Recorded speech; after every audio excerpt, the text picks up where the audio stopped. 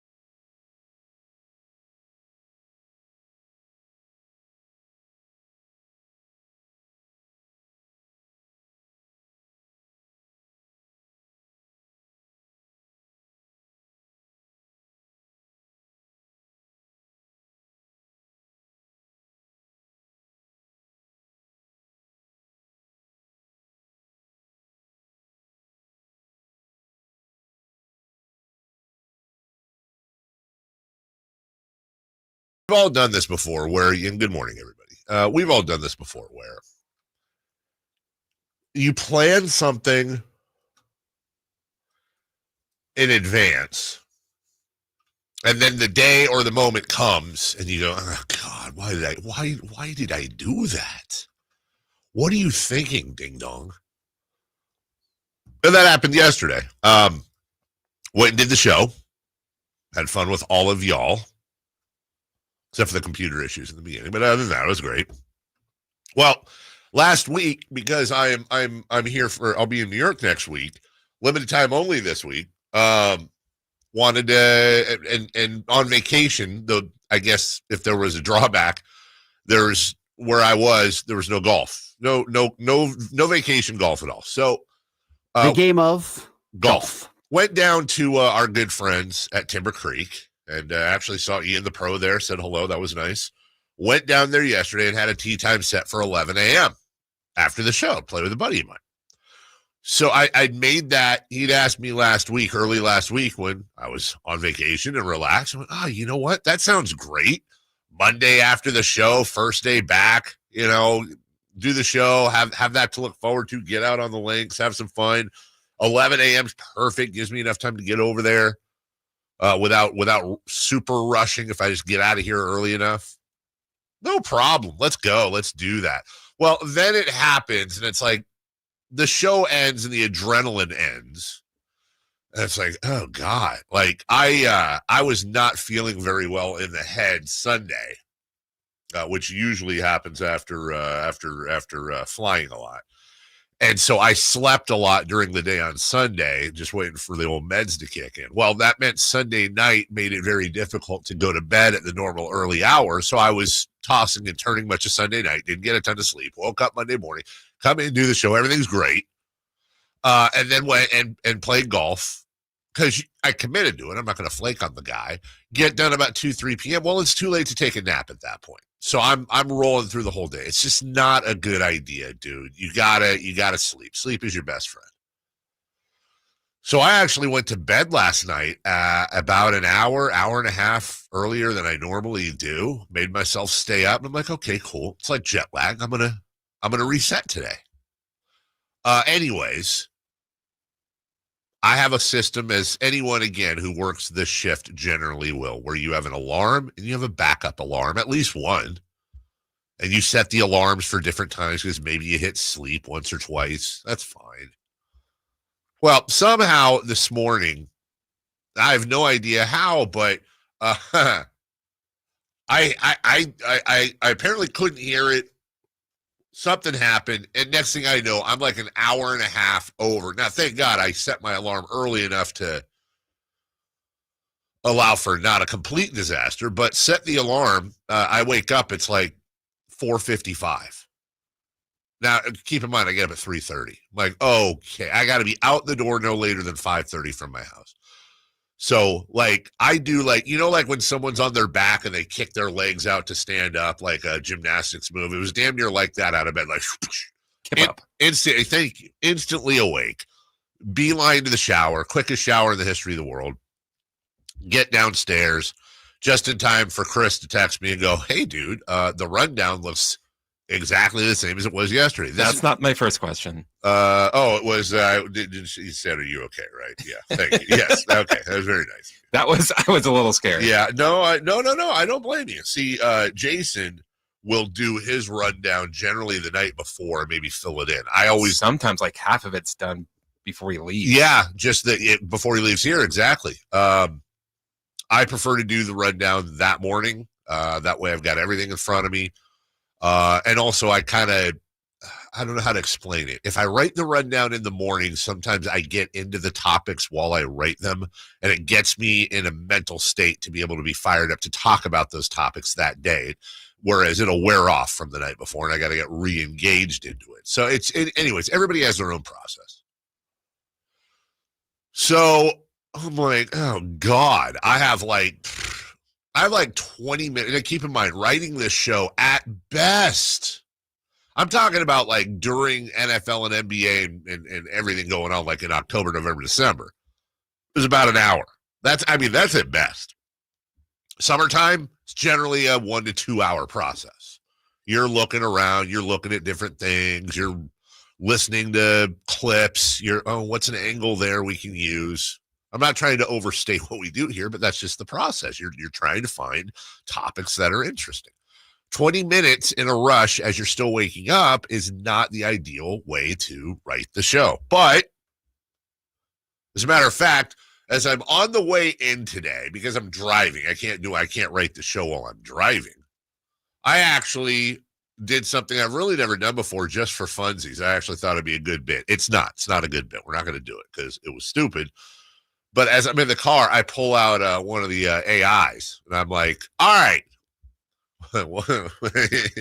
I was like, I asked it a number of different questions, like write me, what are some great summertime topics, blah, blah, blah. Well, here's one. What are some great summertime topics to be used on a sports radio show in Sacramento circa July of 2025, right? This is why I don't worry about AI taking over sports radio anytime soon. Here's what they gave me, Chris, that they suggest we talk about today on the program. Number one, the impact of Kings roster moves and their playoff potential. Huh. Yeah. Number two, debating the best all-time Kings player and why. Doug Christie. Number three, how Sacramento can become a bigger sports market. Number four, the role of college sports like Sac State or UC Davis in the local scene. Number five, should Sacramento pursue a baseball or MLS expansion team? Number six, the influence of youth sports programs on Sacramento's athletic future. What? Are they talking about like AAU or something? I don't know. I don't get it. Number seven, comparing coaching styles in the NBA and their fit for the Kings. These are horrible. Number eight, the importance of community engagement by Sacramento pro athletes. Can you imagine trying to do that topic? Hey, guys, does it make you like the athlete more if you see him at Raley's? 339-1140. Number 10, how Sacramento fans stack up against other NBA fan bases in loyalty and passion. These topics tap into local pride, ongoing sports debates, and issues that don't fade with time. I mean, I see they did their best there. I said, well, why don't you switch that, since that's so horrific, and give me the same idea, but for national, bring in all the sports. Here's one I think maybe has never been done before, and this is the one we might break out because it's actually original. Debate the greatest athlete of all time. I don't know. Hadn't thought of that one. How jivey would that be to roll in and actually, hey, everybody, coming up in the next segment, we're going to debate the greatest athlete of all time. We'll take your thoughts. The sad thing is there probably would be a response. Number 2, the impact of NIL deals on college sports' future. Okay, I mean, to be fair, we've kind of done that. Number 3, should the NFL change its overtime rules? Okay, we did that. Ranking the top rivalries in American sports history. How streaming services are reshaping sports broadcasting. The role of analytics versus gut instinct in team management. This is what AI thinks we should be talking about. Those last 2 aren't that bad. They're not the worst. Are dynasties good or bad for professional sports leagues? We've done a lot of these. The growing influence of women's sports on national audiences. Should athletes be role models off the field? And the debate over expanding playoffs in major sports leagues. Okay. Well, the ones we might get to that I did have a little fun with, because I was just, I had about a 20-minute drive in, were, I had to give me some anecdotes on things that you may or may not have known. Like the U.S. Olympic hockey team, the Miracle on Ice, they were underfunded, and they had to share hotel rooms and eat peanut butter sandwiches on the road. I think we knew Michael Jordan was drinking ginger ale in certain games of the NBA Finals because he had the flu game and all that. And then also 10 pivotal moments in American sports history that, had they gone differently, could have reshaped the landscape of sports. Number 1 is basically, what if Jackie Robinson wasn't good? I mean, I'm pretty sure the color barrier. So, as a matter of fact, wait, didn't I? That's ringing a bell in my head. Isn't there a thing where Jackie Robinson didn't technically break the color barrier? Why is that? Why did that set an alarm off in my head? Cleat Walker. Thank you. First. Thank you. Thank you very much. African American. Yeah. Professional baseball player. Anyways. From the 530, texting and driving is unsafe. You're 100% right. There was no texting. You have a button where you hit speak, and I can have a conversation. There was no digital input off my digits at all. It was all talking. I don't think talking and driving. That's probably more unsafe than not talking and driving. Hey, how about that weather out there? Coming up later, yesterday, Chris, we did a little bit of WNBA talk. And I thought I did a fine job at bringing up why the pay us what you owe us isn't. From what your stances have been on the WNBA, it was not what I was expecting. Thank you. I just try to call balls and strikes, buddy. But maybe I'm going to ruin all that today. Because, am I going to ruin it? I don't know. We're not going to do this right now. But I want to play you a clip I saw yesterday. This is Hey, stay tuned. Does Dave throw away his career? That's going to be part of the conversation. Not that necessarily, but you'll see what I'm saying. Listen to a noted NBA Hall of Famer, Shaquille O'Neal. What'd you say? $200,000 That's a a year. disgrace. Asia Wilson should be making $10 million a year. She's still in her rookie contract. Yeah. So yeah, it's like 70 to 80,000. He dropped his glasses. I never knew this. Yeah. Really? Yeah, really. I never knew that. So now we got to lower the rim. Stop it. If you want to make more money, let Caitlin go baseline and fingertip dunk. And then Angel, the way she do her layup like that, let her turn that wrist over one time and throw it down. Come on, man. Trust me on this. I'm telling you. I've always said something to Candace on how the game would grow.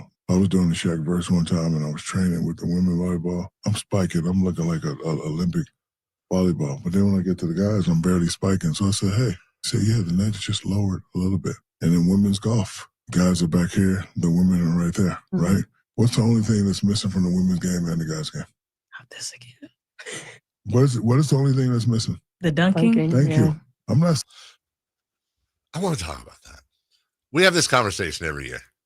And I like having the conversation with you on the radio because you provide this guideline of like, I know where you're going to come out. It just doesn't go away from me how fascinating that conversation is. And we've probably had it once a year for 10 years.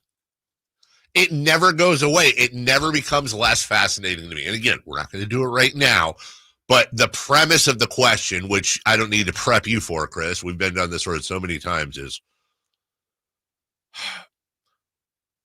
why do women play 3 sets in tennis? Why do women play forward tees in golf? Why is the ball smaller and lighter in the WNBA itself? But talking about lowering the rims a foot, the chat goes on to say, I'm not trying to say lower it to a clown rate. Like it's 10 feet now, lower it a foot. Let dunking enter the game. Why? It's not even really for me about actually doing the thing. It's about why is that such a verboten topic? Like you're either a misogynist, you're an idiot who doesn't understand the game, or you just don't know why is that so forbidden when there are so many other examples of something like that between the two sports? It's like how women are on shorter bowling alleys than the male. They're not. Oh, they're not. So we're going to but see, I can't accept that argument. And you know that. You're firing me up because I can create all kinds of other similarities between the two. Why is that so disdained? I'm the perfect guy that you want. If you are in that world and you want it to grow, you're coming after me. Guy that has open mind, guy that is father of daughter, guy that obviously, you know my relationships here. My best friends are women. I love women's sports if they entertain me, just like anything else. I truly want on my kids' lives, I would love to see the WNBA increase by 20-fold over the next 5 years. In a world where you have people like women aren't athletes, go back to the kitchen, do the thing, blah, all these horrible things they say. That's never been me. Well, okay, maybe it was me like in 05, but that was a bit. It's never me. So if I'm here at the door and I'm like, sir, I have an idea, please. It's been an idea shed. I just want to talk about it. What about introducing dunking and lowering the rims? Get out of here. What's wrong? Why is that part of the discourse? Is it because of the other people that have so been terrible about it and added that to play them in bikinis and all the horrible crap you hear? Is it that's been so dug into the ground that even if it is innocently brought up in a real way where you want to discuss it, it's like, yeah, dude, this is. Remember when I got into the Twitter argument with no, with what's her face? You remember? I don't. That could be a number of different arguments you have. Who's the comedian that did the Olympics? She's really funny. SNL. Not Lisa. Oh, how do I not remember this? She was on the Olympics every year. She used to be on SNL, or I think she might still be on SNL. Are you talking about Leslie Jones? Yes. She's not on SNL anymore. But she was. Yes. And she was on the, okay. So, and I remember I said something like, because she was in all these different segments. And I said, so, it was semi-benign. It was still kind of a snarky thing to say, but it's something like, I've had enough Leslie Jones segments. I need more sports. Oh, boy.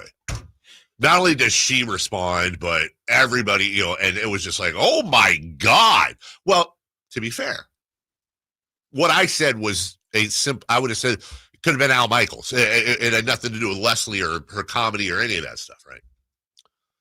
But what I didn't know walking in is that Leslie had been inundated with, you're a woman, you're black, and by the way, I'm cleaning it up here, horrific things said, blah, blah, blah, so I come in, my comment's fairly benign, but didn't know, I'm throwing gasoline on an already burning fire, blah, blah, blah, blah, blah. And I wonder if some of that is the same thing with this WNBA conversation, where it's like, can we just clear the deck? Because there's another part of that conversation too, and we got to get to leading off here, that like Zebra and I'll go back and forth with. Zebra is a huge WNBA fan, and Chris Guerrero too. We'll ask the questions. Where's the coverage? Where's the coverage? And I've often said I truly think that there's a lot of middle-aged dudes hosting sports shows that do not want to wade into a world they're not experts on And the benefits of the coverage are far outweighed by the fact that they're scared to death of saying something stupid and being branded a misogynist or whatever. So they don't do it. Well, we're obviously not that smart here, so we're going to talk about it. But again, I just want to have a conversation. And oh, by the way, if you're not a WNBA fan, that's okay. You have a home here. It's okay. It's okay to not be a WNBA fan. It's okay to not be a baseball fan. It's okay not to be a football fan. If that's not your game, that's not your game. You will not be shamed here. Unless it's, I'm not a WNBA fan because women are stupid and not athletes and whatever else you see out there. Well, then don't be dumb. But I think that's why people are so defensive about changing the rules of the WNBA, because the people with fixes to the WNBA wouldn't watch it to begin That's with. okay. And that's what I want to get into, because I want to get into the crux of why it's such a sensitive topic. And that makes perfect sense. And to see if there's a bridge where we can actually take the peripheral, and when I say politics, I don't mean Democrat, Republican, I mean the societal politics out of the conversation, and just have okay, the WNBA is definitely getting more eyes. They're definitely on the rise. Well, what else, if anything, can be done? By the way, what else should perhaps be done or not be done? It's going to be, it will be an interesting conversation, and somebody will get mad at me. Real quick, leading off, cut number one, please. Let's do it. Leading off, the 3 top stories in the morning. Huge news. This is very important. Here's cut number 1. Tournament. Check it out. One of your size. What? That's not edited. That's the start of a commercial. Hold on, it's still going. Running. He'll settle for his 4th hit and 3rd extra base hit. Yeah. 2 down for Matt Chapman. He pulls that one down the left field line. What was that? Hold on a second. I gotta go back to 2-1 to Matt Chapman. Yeah. 2 down for Matt Chapman. What was that? What? Who's that voice? Why am I not ready? The Braves. Okay, all right, that's why. It sounded like a storybook reading. Yeah. 2 down for Matt Chapman. And the lady went to the park and saw the wizard and the dog. Giants lost. Giants lost, and they allowed Ronald Acuna Jr., who we were just talking about yesterday, with the throw heard round the world. And then he scores from first on a single. He scored from first on a single. Yes, that's right. He scored. Anyway, the Giants have lost 6 in a row. The Giants, as we will talk about in the next segment, which we call Safe or Out, the Giants are in a free fall. The Giants have to make a decision here very quickly. And it's going to be a very interesting decision. We're going to talk about this in Safe or Out. But I'm going to actually, as a Giants fan who has been so hungry for winning and relevance under the Zaidi era for the most part, the exception of a year. Now they have it. They're still 52-49. But are we entering a world now with them losing 6 in a row, with them being 7 back of the Dodgers, and just overall, as they are now 3.5 out of the wild card? Are we entering a world where maybe the Giants aren't buyers at the deadline? That you have to make the tough decision. God, you know what? Let's shed some salary, see what we can get off of, with maybe pick up a couple prospects or 2 or rotation guys we can use next year for dudes we just aren't into. Can't build Rome in a year. There's still a lot to undo. Do we pack it in for the year, or at least not? When you go after people at the trade deadline, a lot of times you're giving up you're not making a fair trade. The other team's getting probably a little bit better of a trade. Your advantage is that you need that player now for the stretch run. So you're going to make maybe not lopsided trades, but certainly trades that aren't super even. Do the Giants want to do that this year? Is it worth it? I'm asking, and I'll ask that in Safer Out, because right now they don't know whether they're driving to an off season or driving to a wild card or driving to a playoff. They don't know which way they're driving, because they're driving, but they don't know which way they're driving, Chris. Because if they drive that way, then they don't make the playoffs. But if they drive the other way. I'm the one that got it late this morning, man. Come on. They drive the other way. They might drive themselves right into a brand new hoblet vehicle. I'll tell you one thing. One of the things I dislike about going on vacation is I haven't gotten a chance to talk about my good friends at Hoblet Dodge Chrysler Jeep Ram in a couple of weeks. Let me tell you. Let me just tell you in general about my friends at Hoblet, what they have going on. First off, hello. MSRP, manufacturer's suggested retail price.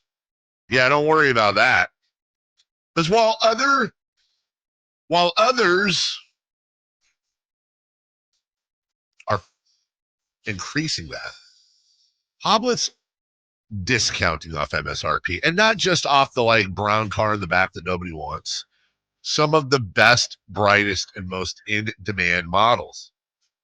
There's a reason why Hoblet Dodge Chrysler Jeep Ram in Woodland, 5 minutes from the airport, continually gets referrals, repeat business. They are family owned and operated, and they want you, not just when you're on the property, but when you're off the property, to make all your vehicle purchases for you and your family right there. Which means they're going to treat you right each and every time. They're going to give you the best deal. Search, select, and save at hobletdodge.com. Please do tell them Carmichael Dave sent you. We'll take a break. When we return, Safer Out next. The Sacramento Sports 1140 newsletter. Right to your email. Get your latest on the Sacramento Kings, UC Davis, and Sac State with the Sactown Sports 1140 newsletter. Visit SactownSports.com to join. Hi, Zoe Saldana. Welcome to T-Mobile. Here's your new iPhone 16 Pro on us. Thanks. And here's my old phone to trade in. You don't need a trade-in. When you switch to T-Mobile, we'll give you a new iPhone 16 Pro. Plus, we'll help you pay off your old phone up to $800, and you still get to keep it. There's always a trade-in. Not right now at T-Mobile. I feel like I have to give you something in return for karma. That's okay. I don't really have much in my purse. Oh, let's see. Hand sanitizer. It's lavender. I'm good. Seriously. Let me check this pocket. Oh, mints? Really, I'm fine. Oh, I have raisins. I'm a mom. Wait 1 sec. I've got cupcakes in the car. It's our best iPhone offer ever. Switch to T-Mobile. Get a new iPhone 16 Pro with Apple Intelligence on us. No trade-in needed. We'll even pay off your phone up to $800. With 24 monthly bill credits, new line $100 plus a month on experience beyond finance agreement $999.99 and qualifying ported. For well qualified plus tax and $10 connection charge. Pay off via virtual prepaid card. Allow 15 days. Credits end and balance due if you pay off early or cancel. See T-Mobile.com. Hi, I'm Frank LaRosa with Golf to Go. I love spending a day on the golf course with invited friends, but not with uninvited mosquitoes, which can carry serious diseases like West Nile virus. Don't let mosquito bites ruin your round or your health. Stay safe while playing golf, hiking, or enjoying the outdoors with family. Defend yourself with insect repellent. For tips about your golf game, listen for Golf to Go. But for more tips on protecting yourself and your home from mosquitoes, visit fightthebite.net. Summer's flying by, and that back-to-school checklist, it's growing fast. New backpack? Check. School supplies? Check. Dentist appointment? Let's fix that. Kids Care Dental and Orthodontics is making it easy to cross dental checkups off your summer list fast, with priority scheduling for new patients and kid-friendly care that makes them smile. It's one less thing to worry about before fall. Call now or book online at kidscaredental.com. That's kidscaredental.com, because healthy smiles should be the easiest thing to check off your summer list. Hi, Sacramento. It's the No Surprise guys at Bell Brothers Plumbing and Air Conditioning. Is your AC on the fritz? Call Bell Brothers. Looking to replace your old unit with a 0% financing and no payments for 12 months on approved credit? Call Bell Brothers. We're fast, reliable, and respect your time by showing up when we say we will. The price we quote is the price you pay. We are the No Surprise Guys. Call today to get a free estimate on a new HVAC system, or simply schedule your $87 AC Precision tune-up to keep your system running smoothly. With more technicians, more trucks, and more experience, we get the job done right the first time. No surprises. Our technicians are all background checked, drug tested, and will leave the work area cleaner than they found it. Don't wait. Call Bell Brothers today or book online at nosurpriseguys.com. That's nosurpriseguys.com.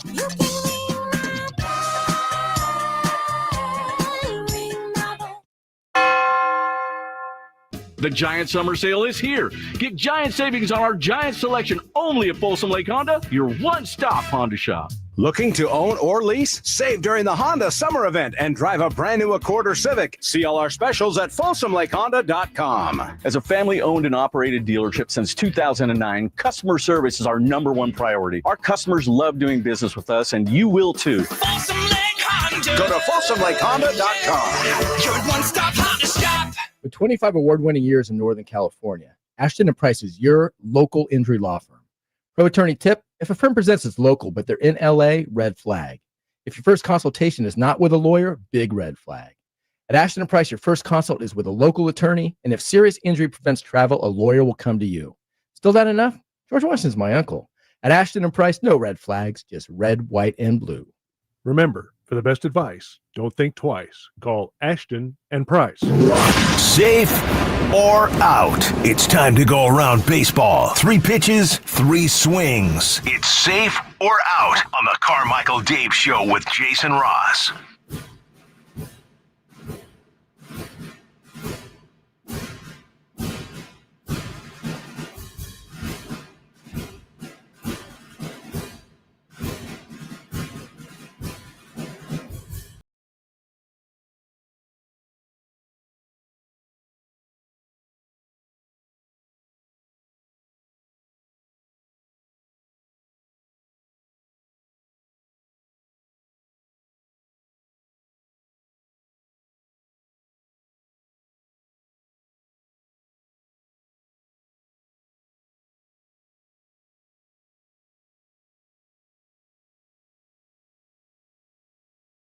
More. The only times we're going to do Mount Rushmore is because it's such a joke. Is when it's either on the fly, like with Jason, we'll just instantly on a whim come up with it. Planned Mount Rushmores are, I don't know, because it is such a I don't want to say played out because they're fun, but it's got to be special. It's got to be something that I've, odds are, never heard of Mount Rushmore for. So I do have one, though. I do have one. Maggie and Perloff did a great thing of calling it Mount Olympus, and they used 5 people. Instead of 4? Yeah. Oh, so you could get an extra one in? Because the best argument I had against using Mount Rushmore is, you think those are the 4 best presidents? Well, do you think those are the 5 best gods? Here's my, you can go Olympus, Rushmore, whatever you want. Top 5 foods that are arguably better dried. For an example, I believe an apricot is better dried than an actual apricot. I love apricots. I'll eat a bag of dried apricots all day. Some other nominees for you. Tomatoes. Now, that's probably a tough one because tomatoes are so great. Although, does anybody else ever have this problem? I have this issue mainly with tomatoes. I think it's with other similar foods. Anybody else get these tiny white bumps that really hurt on their tongue if they eat too much tomato? I do. I've always gotten them, and I don't know if that's just a me thing or not. But sun-dried tomatoes are awesome, dude. Chopped up in a salad or almost as a seasoning. I'll give you another one. Now, this is a technicality, but it's 100% correct. A chuck steak. Because it's beef jerky. That's right. Now, notice I'm not saying ribeye or T-bone or filet, but you give me... And chuck steak arguably has the most flavor out of all the cuts. It's a wonderful flavored beef, but it's tough. You got to cook it right. Yeah, okay. You barbecue me perfectly a chuck steak on one end, and on the other end, you marinate that chuck steak, you cut it in strips, and you dehydrate it, and you give me a bag of chuck steak beef jerky. Thank you. So far we have apricots, possibly tomatoes, definitely a chuck steak. Banana chips? Is that better than a banana? Probably not. Anyways, think about that. Safer out question one. Is it safe or out to call this a free fall for the Giants? Oh, it's safe. Oh, it's safe, dude. It is 100% safe. It is a free fall for the Giants. Now, it's just 6 in a row, and they've had win streaks like that. You would hope they do again, but they've come out in the second half, and they've taken a big dumperoonie. They have lost 4 in a row, including getting swept by the Blue Jays. Before that, the Dodgers took 2 out of 3 from them, including the final 2. Remember, the Giants won 8-7 there, sandwiched in between a 13-0 loss to the Phillies, of which, by the way, they took 2 of 3 from the Phillies. They took 2 of 3 from the A's. They split with the Diamondbacks, but let's not forget they did beat the White Sox beat them 2 of 3. The Marlins swept them. It's not a good run for them, dude. By the way, did you hear the umpire with Justin Verlander the other day? Yeah. Holy crap, dude. Apparently Verlander was barking about balls and strikes from the dugout. Chad Whitson, the ump, said, why don't you worry about getting out of the third inning, huh? And I'm really split on that because on one hand, like, that's not your job, dude. That's out of line. That's not good. You're not part of it. You're not, nobody's paying to come see you. On the other hand, I don't know. Part of me is like, look, if you're getting barked at all game because this guy thinks you suck at your job and you turn around and bark back at him, isn't that kind of fair play? I really don't know where I come out on that one. Number 2, please.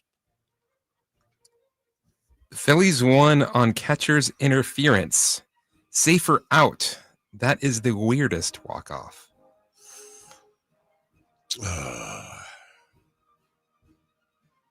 Yeah. I don't know that it's the weirdest, but dude, it's up there. Now, again, there's a Mount Rushmore that's fun. Weirdest ways to get walked off. I would say a balk is definitely in there. Catcher's interference, I'm pretty sure, has happened less than a balk. Have we had a shot clock violation? I want to say didn't it happen this year? We had a walk. Maybe it wasn't in the majors. I swear I read about a walk-off, like bases were loaded, and it was an automatic ball, which ended the game. I think fan interference is up there. Have we ever had a game end where, let's say, a team was down in the bottom of the ninth, a couple of runs, somebody hits like a triple or a home run, let's call it a triple, and then passes the runner on the base accidentally for the third out? I feel like that's happened in baseball history. But, yeah, if you didn't see the Phillies game, it was legit. You hate to see it end that way. And to be fair to the umpires, too, like, they originally made the wrong call. And I think this is one of those times where everybody but the Phillies wish that replay didn't exist. Because nobody wanted the game to end that way, again, except the Phillies. The umpires originally didn't call it on the field. They went and Phillies challenged it, rightfully so. And it was legitimately, you could not call it any other way. It was 100% catcher's interference. There was no way to not make that call. It was not a close call. It was catcher's interference. And that was it. See you later. End of the game. What a terrible way to end a game. Walk off catcher's interference.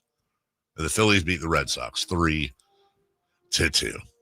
Question 3, please. Rich Hill just got called up to pitch for the Royals. Rich Hill is 45 years old. Safe or out? Baseball is the major sport you can play the longest. I love it. The answer is safe. I absolutely freaking love it, dude.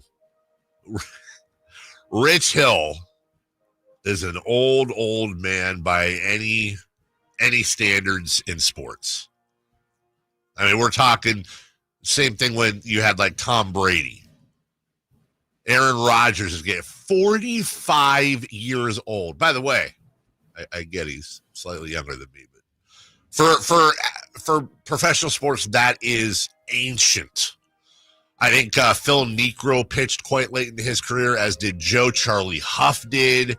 Jamie Moyer did. Obviously, Satchel Paige was in his 50s. You just don't, with the exception of maybe quarterback in the NFL, you have your rare exceptions, Kareem, Kevin Willis, LeBron, if he wants to, I'm sure, playing, into their 40s. I think baseball is the one that you can legitimately, maybe not always in your 40s, but I think has the highest average age where you can still contribute well. Like, you're not seeing, dude, you got running backs that they hit 30 and you're like, yeah, they're done. Yeah, odometer.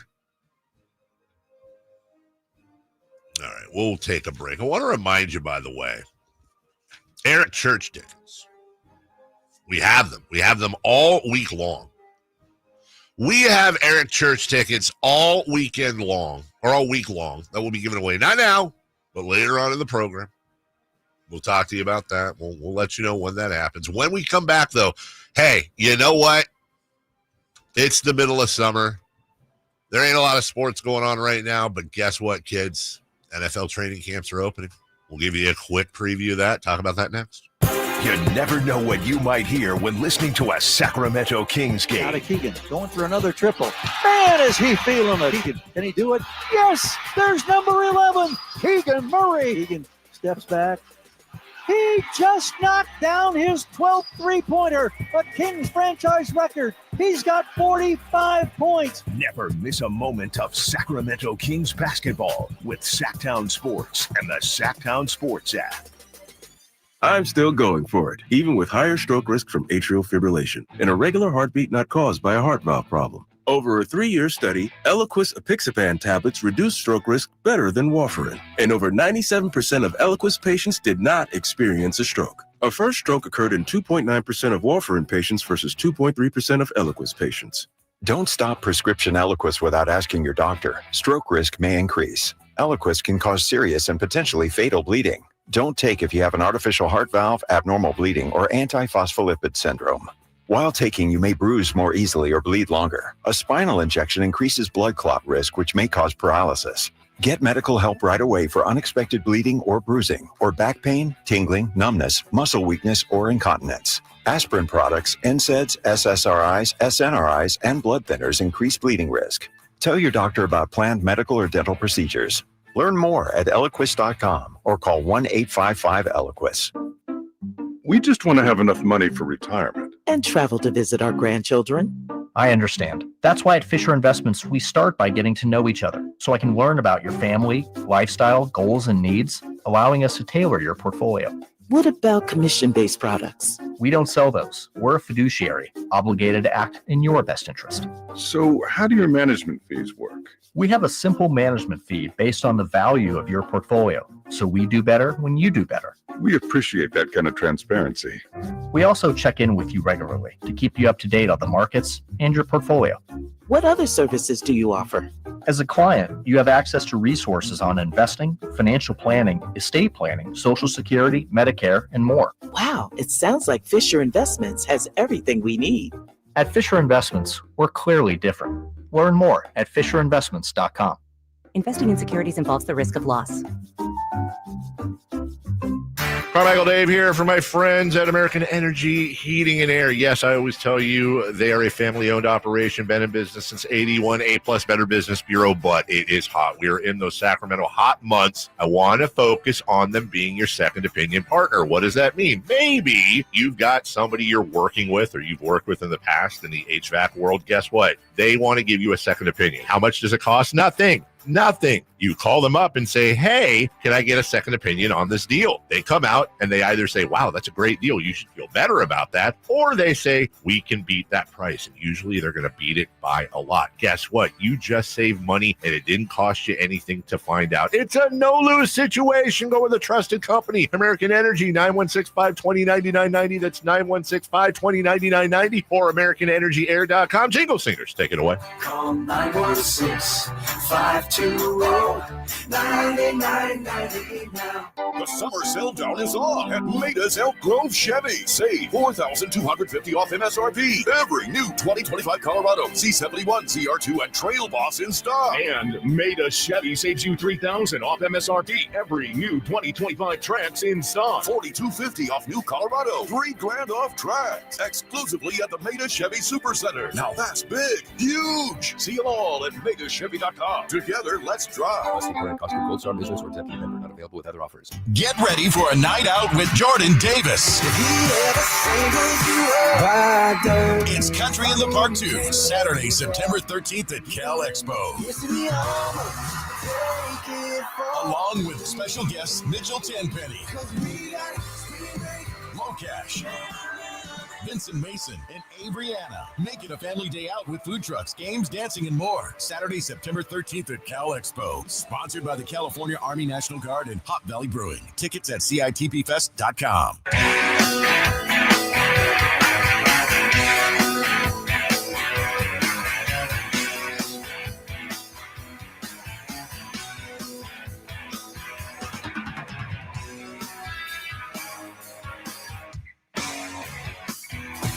Carmichael Dave Show with Jason Ross. Call or text at 916-339-1140. On Sacktown Sports. All right, just check the text line at 916-339-1140. There are a lot of people coming in on our Mount Rushmore of what foods might be better dried. We mentioned things like apricots, perhaps tomatoes. I said jerky for a chuck steak.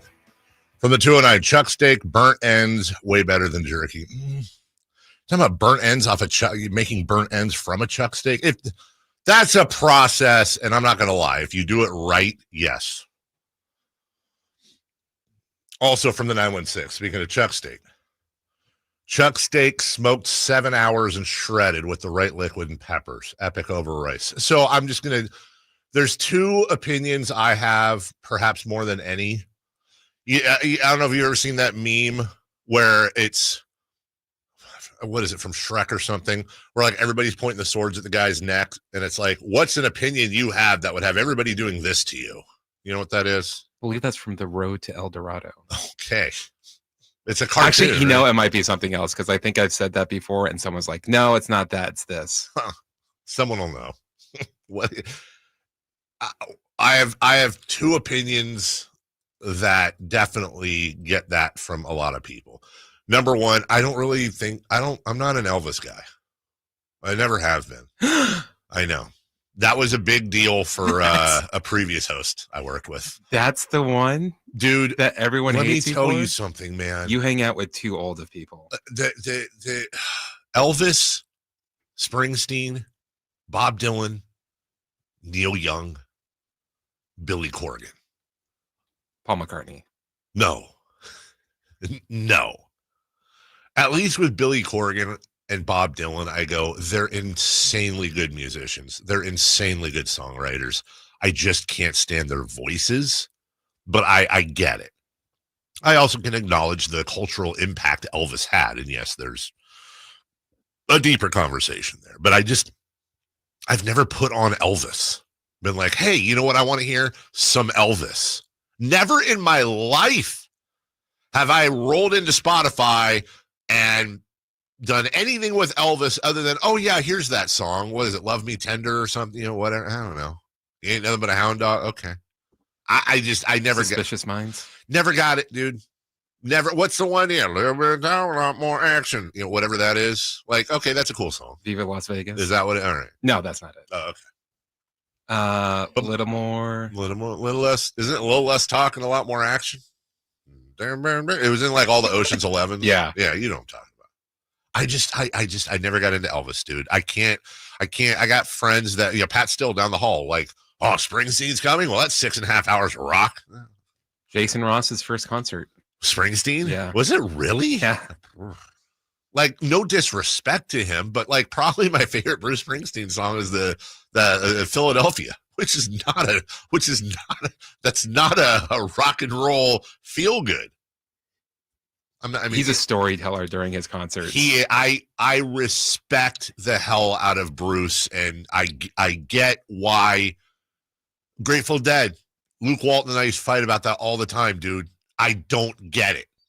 But it's because I don't get it. I just don't get it. Some people do. That's fine. I don't want to yuck their yum. I just never got into Grateful Dead. It was just like one long song.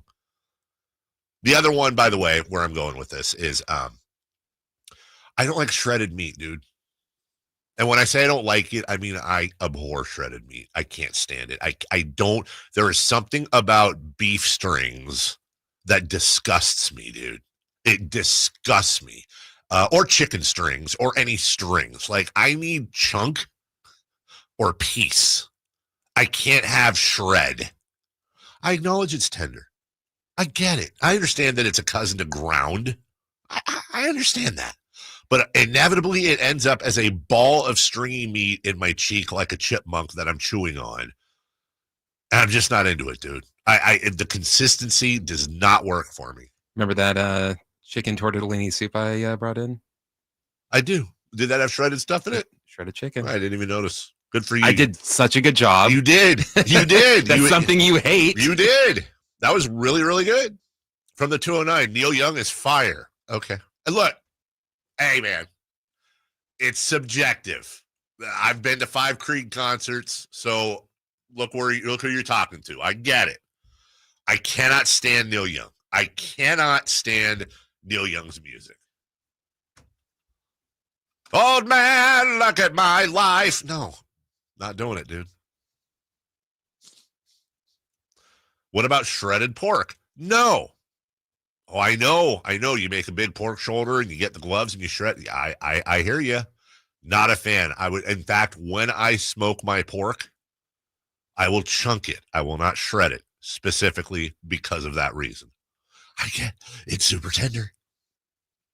The guy I work with used to bring smoked trout, which sounds weird, but was delicious. That's fine. I'm a smoked salmon guy. There's one. Hey, smoked salmon. To me, better than not smoked salmon, unless it's raw salmon. Raw salmon, number one. Yeah, that's right. Don't you not like cooked fish? I hate cooked fish. I can't eat it, dude. Unless it's smoked or it's raw. Yes, if it's smoked or basically the ways that you get the most fishy taste out of it. Like for some reason, tuna or salmon on sushi does not have the fishy taste that it is when it's, I'm going on this fly fishing trip in Montana in a couple weeks, and all we're going to do hopefully is catch trout. And everyone's excited about catching trout and eating it by the fire. I'm going to be bringing a lot of beef jerky because I grew up fishing for trout with my dad, and I also don't like biting into things that I could possibly swallow a bone. I'm just chewing my trout, and here's a really sharp needle-thin bone in my mouth that I have to pick out. Or even worse, I didn't notice the bone was in there till I swallowed, which I've done before. And that's a fun experience. NFL training camp's open today. We got a lot more on that later. But NFL training camps, some of them already open, but they are all open with the exception of, I think, the Steelers. And that means pretty soon we'll have competitions. Unfortunately, we're going to have season-ending injuries. Already had Will Levis getting shoulder surgery, but it's going to get worse. You and I both know this, and I hope to God I'm wrong, but if there is one thing that you can count on when it comes to NFL training camps is that some all-pro, some stud, some great football player is going to tear something and be done. Let's hope this is the year that doesn't happen. From the 916 as we go to break. I can't stand the Beatles. I know it sounds blasphemous, but it's just me. That's Jeff. Well, I hate that opinion. Beatles are my favorite band, but Jeff, you said it the right way. It's just you. I'm sure it's a couple other people. It does sound blasphemous, but hey, you know what, dude?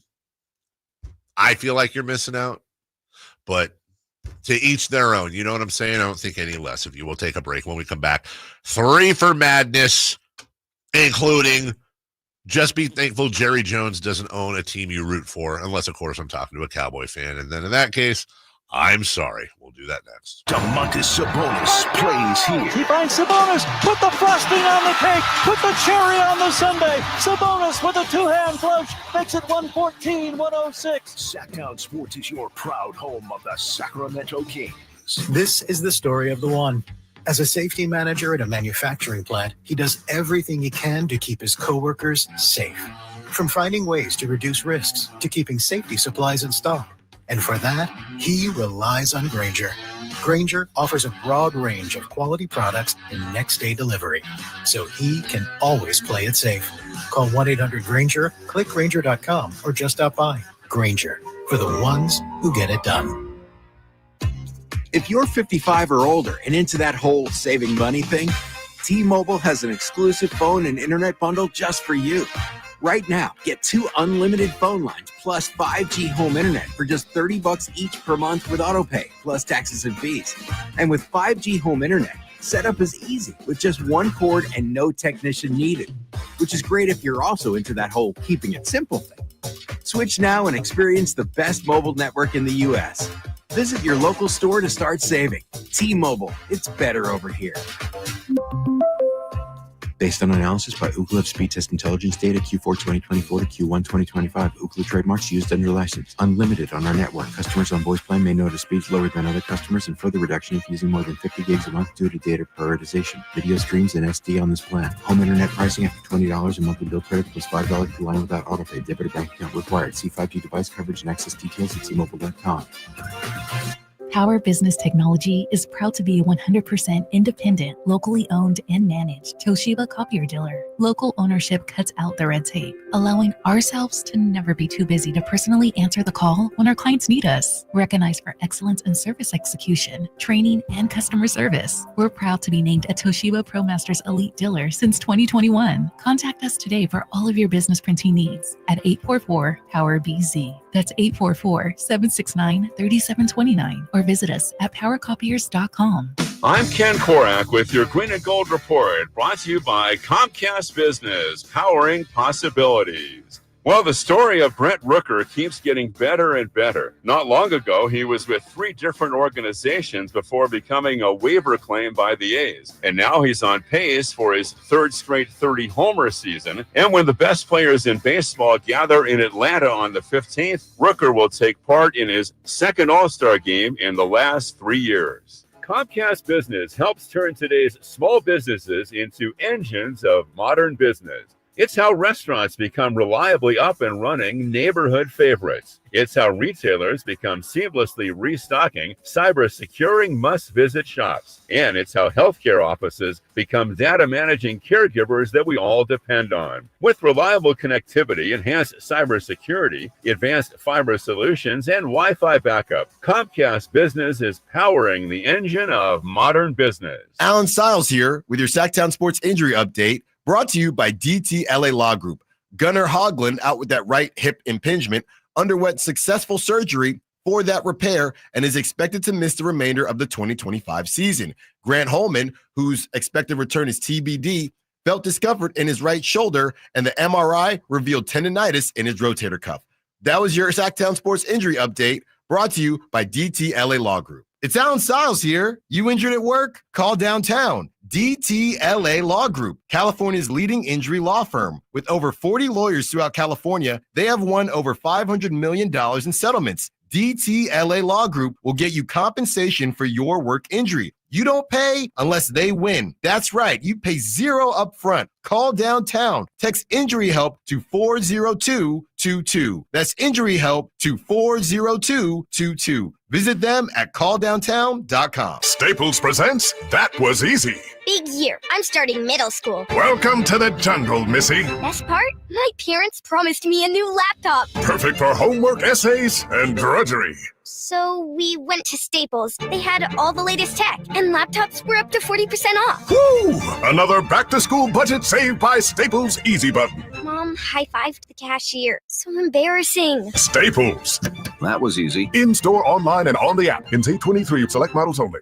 ZipRecruiter is the place. ZipRecruiter is the place for talented teachers, savvy software developers, and master mixologists. ZipRecruiter is the place where you meet all these people and more. That's because ZipRecruiter is the place for job seekers who are looking for new opportunities. In fact, ZipRecruiter helps 10 million people with their job search every day, so you can find the right candidates right away. Try ZipRecruiter for free at ZipRecruiter.com/free. That's ZipRecruiter.com/free. And we're back, live during a Flex Alert. Dialed in on the thermostat. Oh, we're pre-cooling before 4 p.m., folks. And that's the end of the third. Time to set it back to 78 from 4 to 9 p.m. Clutch move by the home team. What's the game plan from here on out? Laundry? Not today. Dishwasher? Sidelined. What a performance by Team California. The power truly is ours. During a Flex Alert, pre-cool, power down, and let's beat the heat together. KHTK HD1 Sacramento, KYMX HD3 Sacramento. From the Power Business Technology Toshiba Studios. Sacktown Sports, 1140. 3 questions, 3 answers. It's 3 for Madness on the Carmichael Dave Show with Jason Ross. Here's question 1.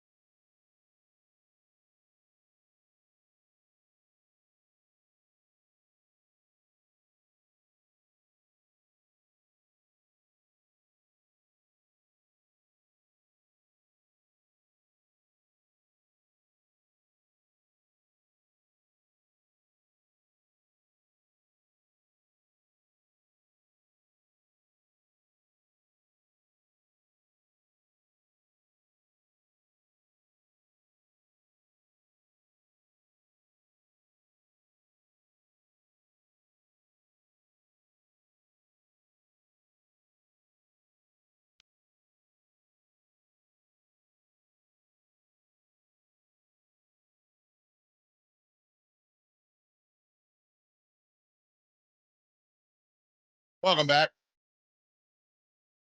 Getting a 3 for Madness in a sec. Let me say hello to everybody on the YouTube chat. Go to YouTube. Hit like. Subscribe. Let's see. What's going on in our YouTube chat today? MC says smoked salmon Benedict is pretty dang good. Yeah. I'm a lox and bagels dude. My best of all time. Honestly. If I can only have one breakfast the rest of my life, it'd probably be lox bagels and all the stuff that goes with this. Martin asks Dave, what if Creed hosted a carnita and birria cookout, but you had to eat shredded meat for a free live performance? Yeah, look, man, it doesn't make me throw up. It's just not my thing. Chris is questioning whether or not the industry gave the Beatles their songs. Dude, there's literally a video of them creating songs. Like, come on, dude. I don't mind the whole Beatles isn't my thing. Fine. And it came out right around the time AI started getting better. Interesting. Oh, the doc on Disney. Mm-hmm. Let's see. It's great that that's becoming a comeback to something. You're wrong. Look at that. It could be AI. Dude, that's really honestly that is where it's like what really scares me is not so much. I mean, it kind of does, like, you've got the people that are going to be implicated doing something and it turns out to be AI. Like, we see that all the time. Like, oh, he didn't say this. She didn't say that. That wasn't them. But it's the people that are going to get away with it because they say it was AI, but it really wasn't. But I was thinking also, like, I do online shopping a lot, like grocery shopping stuff, Walmart, Safeway, whatever. How far away are we to where every grocery store has, like, I don't know. I'm thinking like one of them Terminator robots, but you know, you get the idea. But like they have like 30 in there in a room, and like you can put on your little MetaQuest thing, your little headset, and like populate one of those robots to walk up and down the aisles and shop, and then it ships it to you. Like, we got to be close to that, right? Because that's the big negative of online shopping is I can't like look at the meat and the tomato. I can't feel the avocado. But like if I'm in like, you know, Freddy the Robot, the next thing you know, you go to a store and there's all these like rando robots. Opens up a lot of other issues too. Because what happens if Freddy the rando robot accidentally, you know, pinches somebody? You know what I'm saying? Stuff like that. I get it.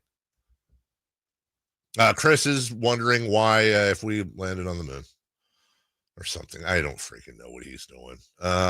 Dave, are you a chorizo guy? Yeah, I am. But I prefer, I know this is probably, give me Jimmy Dean breakfast sausage slightly ahead of chorizo. You know what? I get I'm probably on an island with that one. I like chorizo. It's not my favorite. And probably a lot of that family we vacation with all the time. Every morning, dude, that he makes breakfast, the other dad, it's scrambled eggs that are scrambled incredibly, like to the point where they're brown because they've been cooked so much. Chorizo, and then like salsa and tortillas. It's a perfectly fine breakfast, dude. He might be overcooking those eggs. I'm not an eggs guy. I'm very weird with eggs, but about 5 years ago, I was watching a Gordon Ramsay video that showed me how to make scrambled eggs. What I think the perfect scrambled eggs. It's so whisk the eggs. Don't stop. Put a pan on medium. Well, I put it in a pot, like a little like a 2 cup, 3 cup soup pot that you'd put like a top ramen in. Dab of butter, throw the eggs in, get one of the plastic spatulas, just keep stirring it.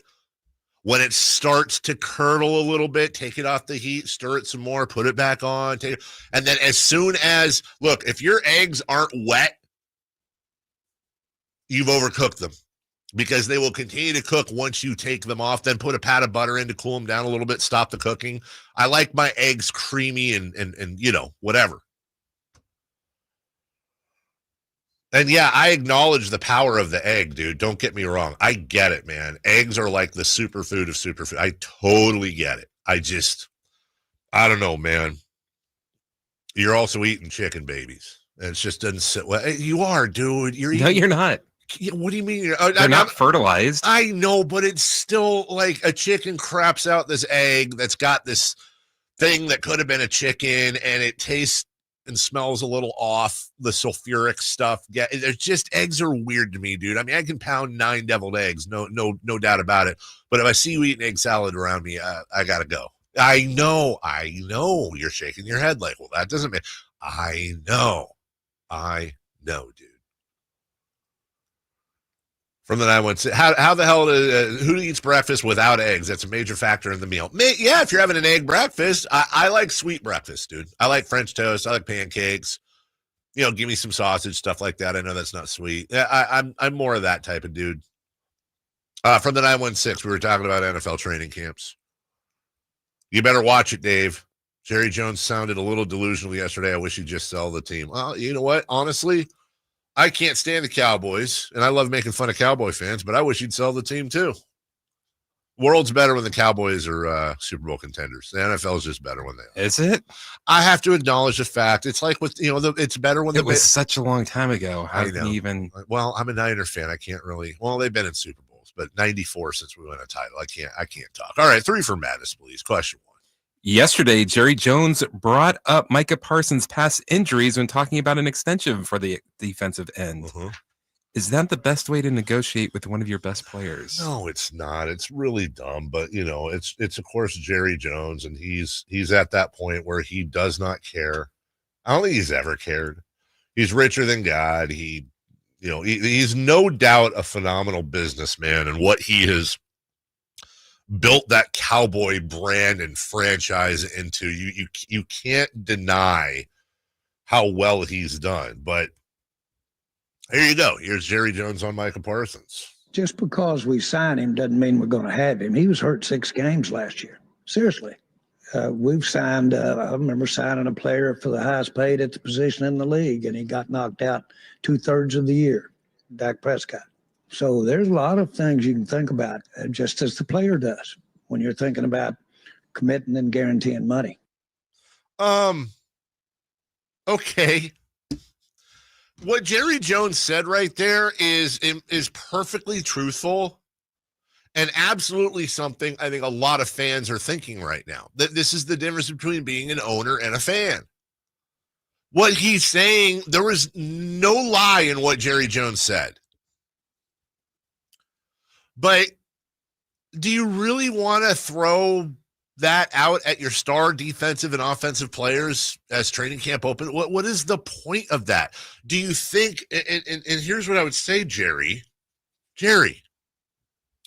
do you think Dak or Micah are going to hear you say that and go, man, you know what? He's right. I'm going to do everything I can to not get injured this year. Last year, I kind of wanted to get injured. I just felt like being injured. This year, now I'm motivated. There's no positive to that other than, oh, Jerry's introspective. No, you're not. You're not introspective. You're aloof. There's a big, big difference. I don't know what this quote's about, but it's Jerry Jones again. No, he didn't earn it. He didn't come. That's in his contract that he doesn't get that unless he's going to be here. Those are contractual things, as Steven said, and it would be very detrimental to the team not to abide by the agreement. Okay, talking about bonuses. Here's Jerry on Trayvon Diggs. We expect a player paid like Trayvon to be here all the time. We expect him to be leading. We expect him to be leading. But that's not new. That goes all the way back. Dion was not necessarily given to come to the weight room. And I explained to him that it meant a lot for him to be in there. Needs to have some show with it. It's important to have the right body language in every respect when you are one of those rare, financially paid and gifted players. You've got to have some leadership about you. Again, he's right. I understand. By the way, whether you're paying a guy $20 million or $2 million or whatever, everyone should be expected to do their jobs. Part of the job is conditioning, weight training, doing all that. That's your job. You have a dream job. And oh, by the way, there are plenty of studies and thoughts out there that within reason, the better shape you're in, the better health you're in, the least likely it is for you to get injured. I understand that. Everything Jerry's saying is perfectly acceptable behind closed doors when he's having a one-on-one with the player and or the coaching staff. Yes, 100%. That's perfectly acceptable. What are you saying it for publicly, dude? We're going over a lot of pros and cons, but we can't really get into the minutia of it, but we're working on it. That's what you say. Right. What's crazy is the Cowboys are worth, what, $10 billion? If they sold it, it would probably be like $15 billion. Yeah. If that were to happen, the chances of someone like Jerry Jones being the GM of that team would be less than zero. Less than zero. You would have a better chance of being the GM. And let me put it a different way. This is why, although I love razzing Cowboy fans as they do Niner fans, this is where I truly feel a little bad for them. Let me let me do something that'll ring locally here a little bit. Imagine September. Training camp opens. Vivek Ranadive is holding court somewhere in the corner of the practice facility. You got guys like Brendan, Frankie, Matt George, Sean Cunningham, all surrounding him, all the local media. Hey, what are you looking for from Zach LaVine this year? Oh, yeah, look for a lot more. Listen, this guy's one of the highest paid guys in the league. You know what I'm saying? And we need him to step up and lead and, quite frankly, do better and justify that contract. That's not a great contract. We inherited that and, whatever, but we need more out of Zach. And we need DeMar to play more games. And Devin Carter's got to step up. And look, there's a fine line between motivating and wanting the best out of your players, which some of you might have heard what I just said. Well, wait, what's wrong with that? I wish you would say that. Imagine Vivek saying a lot of the stuff Jerry does, but also Vivek's literally the GM. And in Jerry's case, his son's the GM. So imagine a world where Vivek is running the team, running basketball ops. His daughter is the GM, has been for years. That's what's going on in Dallas, on top of all the stuff Jerry says. Anytime you think we have it rough here, and Vivek certainly deserves his share of barbs and arrows. I get it. We do that here. But I will take 1 trillion Vivek Ranadives any day over a Jerry Jones. Any day of the week, dude. Any day of the week. And the worst part for Cowboy fans, I'm not trying to get morbid here. It's just an absolute fact. Jerry Jones, on one hand, he's not 30 years old. All right. Jerry's 82. Odds are, if you just go by averages, Jerry ain't making it to 90. And if he is, he's probably stepping away. You go, well, maybe there's from a football standpoint, you don't want the guy to die or anything, but from a football standpoint, you're thinking, well, maybe there's light at the end of the tunnel. No pun intended. Nope. Because Jerry's got his kids ready and waiting in the wings. And oh, by the way, the kids generally are not the business people the dads are or the moms are, the first generation, the ones that built the business. Generally aren't that way. So, yeah, I don't know. Also, by the way, you could also be a Cincinnati Bengals fan. Here's Mike Brown, the owner of the Bengals, talking about the Shamar Stewart holdout. This one is surprise. Well, that's like a 3-minute clip. Here's a smaller one here. If we get a player who gets involved in something like that or does something that is just unacceptable, guess what? I don't want to pay him. I really don't. If he's sitting in jail, I don't think I ought to be paying him. And so we say that if he got involved in conduct detrimental, we'd have the right to terminate the guaranteed part for the back years. His agent says, oh, no, you can terminate the guaranteed part only for the remaining part of the year in which the event. Oh, my God. We just lost half our audience, Mike. Again, owner of the team, perfectly understandable that there are rules and regulations, and if a guy breaks rules, there's a I get it. Maybe not the best thing to hold. What do we have in common here? Old rich dudes that are absolute billionaire football team holders that are so insulated and institutionalized by who they are and what this lifestyle is. They have no grasp of reality anymore. And there's nobody around them on their staff, on their payroll. There's nobody that can go, hey, Mike, Jerry, you shouldn't say that. Because you know what happens when people say that? They don't last that long. You know why they don't last that long? Hey, I got to tell you something. That Christopher Laud said to me the other day, he said, hey, Jerry, maybe you shouldn't say that. It's just going to come off badly. I got to be honest. More and more I think about it, that Christopher Laud's not a team player. We need team players. We need everybody rowing in the right direction. Chris ain't rowing. This ain't about me. It's about rowing in the right direction. We got a vision. It's tough enough without people putting their oar in the water the wrong way, So let's make a move. And then Chris gets fired for, hey, it's just expectations, not shaking hands with reality, Chris. We're gonna make a move. Chris gets replaced. All the employees talk. Chris did a great job at what he did. And by the way, he had the balls to actually stand up and very respectfully say to the person in power, you think, well, there's nothing like telling truth to power. That's a huge myth, by the way. Oh, people love it when you tell truth to power. Sometimes. Usually they don't. Usually they go, I'm here for a reason. Who the hell are you? Go away. I'm going to replace you with somebody that can solidify my echo chamber because I want people surrounding me that tell me how I've got all these other people telling me every idea I have is great. I have all these other people telling me how every decision I make is great. This one guy's going against me. He's the problem. I wouldn't be this rich if I was an idiot. I built this business from the ground up. I used to shovel pig crap, and now I own the Dallas Cowboys. And you're going to tell me with your Morrissey shirt and chicken chorizo soup or whatever it was, you're going to sit there and tell me my instincts aren't right? You're fired. And that's just the way it works. Number 2, please. Question 2.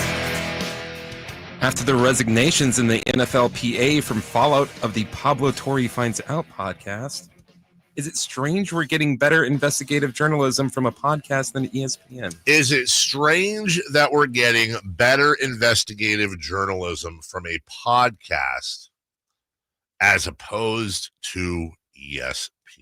Well, this is a multi-pronged answer. First off, you've got to understand who Pablo Torre is, okay?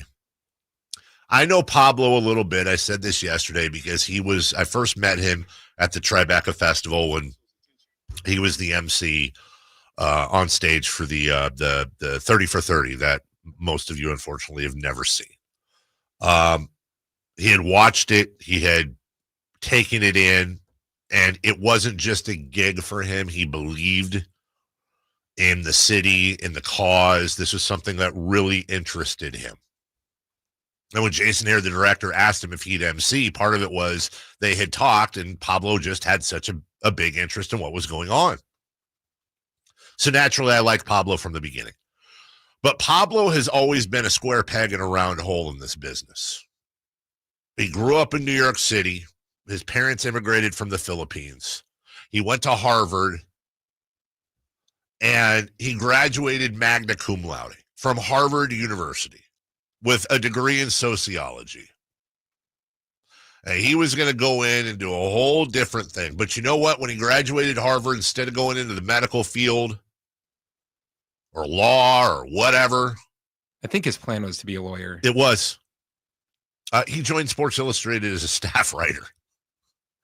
And next thing you know, he's at ESPN as a writer for the magazine mainly. Then he starts making these appearances on Around the Horn.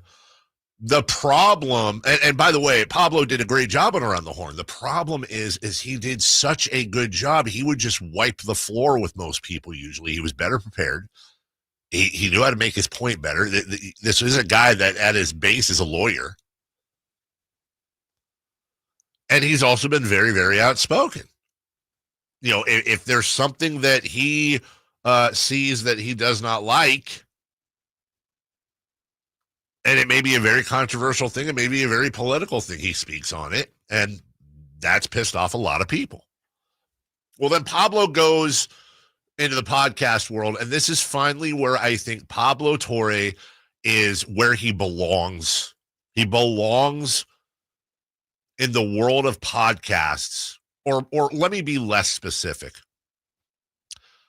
Pablo Torre belongs in a world where he is basically beholden to nobody or anything. Let me now use, for example, politics and try to do this the right way, regardless of what side of the aisle you're on. We all know the politician that is trying to do everything they can to get into office and then stay in office. You know, if you have a 4-year term, you're running, and then you got about 2 years to govern, if that, before you're right back to running again. And in the meantime, you're hosting dinners and luncheons and different fundraisers in which you're getting a lot of money to buy commercials and yard signs and God knows what. But where is that money coming from? And what are you doing in return when it comes to legislation for that money? That's just the world of politics. It's not that much different with media at that level. So when Pablo's working for ESPN, he can't do this. He can't do this for the Players Association and going in on the union. By the way, longtime listeners will know this is something we've talked about going back to the concussion, the racist concussion protocol, the racist CTE findings. Remember, some of you will remember when we spent segments on this whole thing saying, how is that this should be the biggest story in the country? But it's the NFL. And the NFL partners with ESPN amongst other networks, and they are billion-dollar partnerships. No way does Pablo get that platform to ding the NFL like this if he's on those networks. So Pablo, being relatively independent, I think he's still connected to Meadowlark, which is Dan Le Batard's outfit. Pablo gets to go in and without favor, without bias, he gets to go in and he gets to chip away at the giants of the industry, and there's no bigger giant than the NFL. Is it strange we're getting better investigative journalism from a podcast than ESPN? It's not strange. It's the opposite. It's exactly what you would expect because the networks are compromised. The networks are compromised. There's too much money involved. And the NFL will just pick their ball up and go somewhere else. And if you need any sort of example of that, just look at how TNT got frozen out of the NBA because their CEO, the head of Time Warner Discovery, said some stupid things. Said some stupid things publicly, and it cost the company billions of dollars because of it. We'll take a break. When we come back, preseason schedule's out. No, we're not going to spend a lot of time on it, guys. I'm sorry. We're not doing preseason schedule analysis, but we'll tell you what it is. And when do you officially get excited for King season? We'll talk about that next. The Sacktown Sports 1140 newsletter. Right to your email. Get your latest on the Sacramento Kings, UC Davis, and Sac State with the Sacktown Sports 1140 newsletter. Visit SacktownSports.com to join. If you're 55 or older and into that whole saving money thing, T-Mobile has an exclusive phone and internet bundle just for you. Right now, get 2 unlimited phone lines plus 5G home internet for just $30 each per month with autopay, plus taxes and fees. And with 5G home internet, setup is easy with just 1 cord and no technician needed, which is great if you're also into that whole keeping it simple thing. Switch now and experience the best mobile network in the U.S. Visit your local store to start saving. T-Mobile, it's better over here.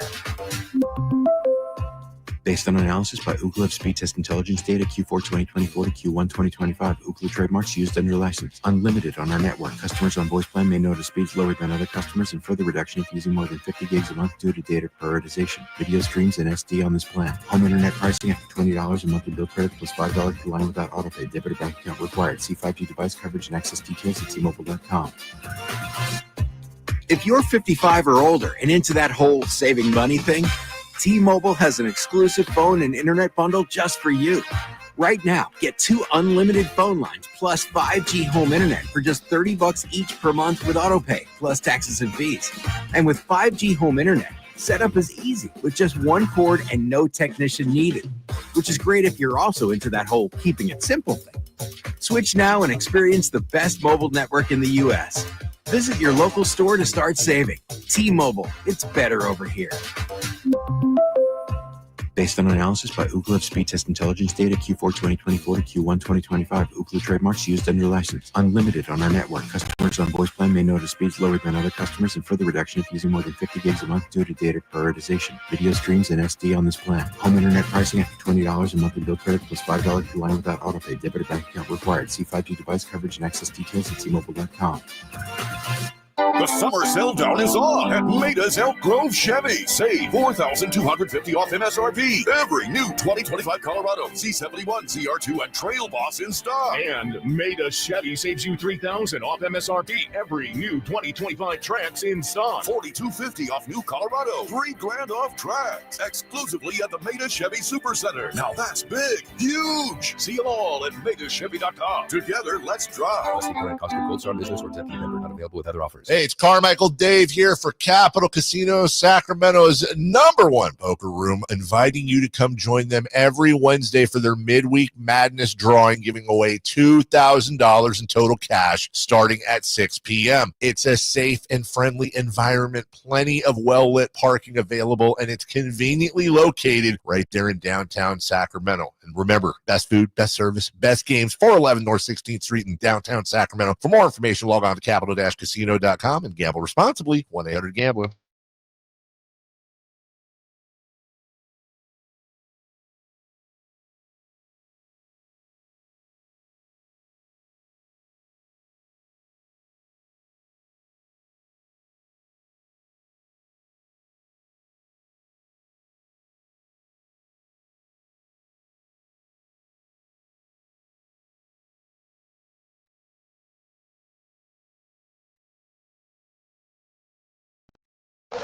Waking you up with the best in local sports. They just make it interesting, you know? It's the Carmichael Dave Show with Jason Ross on Sacktown Sports.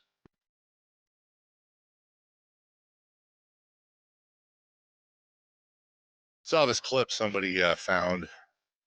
This is Zach Lowe on his podcast yesterday. Now he's talking about somebody else, another team, other teams, but listen real quick for the quick jab at the Sacramento Kings. Dallas and/or Minnesota, they have a 2031 swap with the freaking Kings.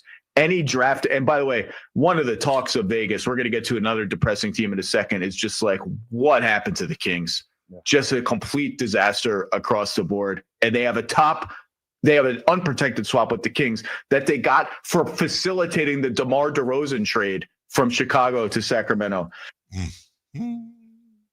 One of the talks of Summer League. Hey, Sacramento Kings. Remember we were talking yesterday about context in the media? I literally could put a tweet out right now. Zach Lowe, noted NBA expert, says the Sacramento Kings were one of the big topics of Summer League. How cool is that?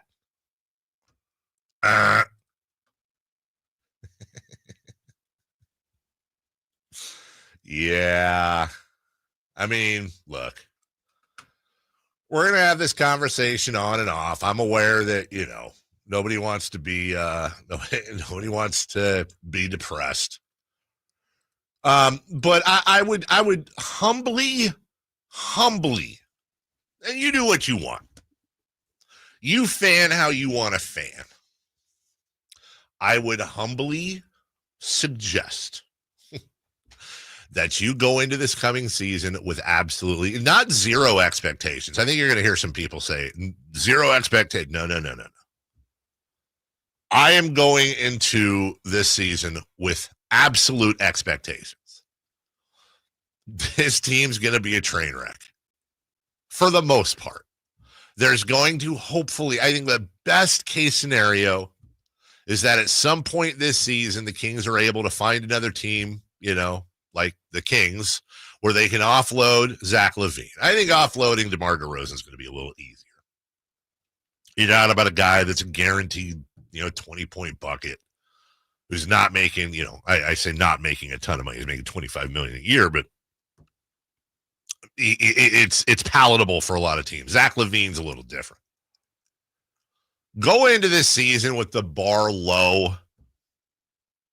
Look for growth in Doug Christie and how he coaches the team. Look for them to hopefully play with heart and passion. Look for, hopefully Max Reynaud and obviously Nate Clifford to shine, but please don't expect a ton. Just be pleasantly surprised if it happens. You're probably looking at single-digit points across the board, rebounds, assists.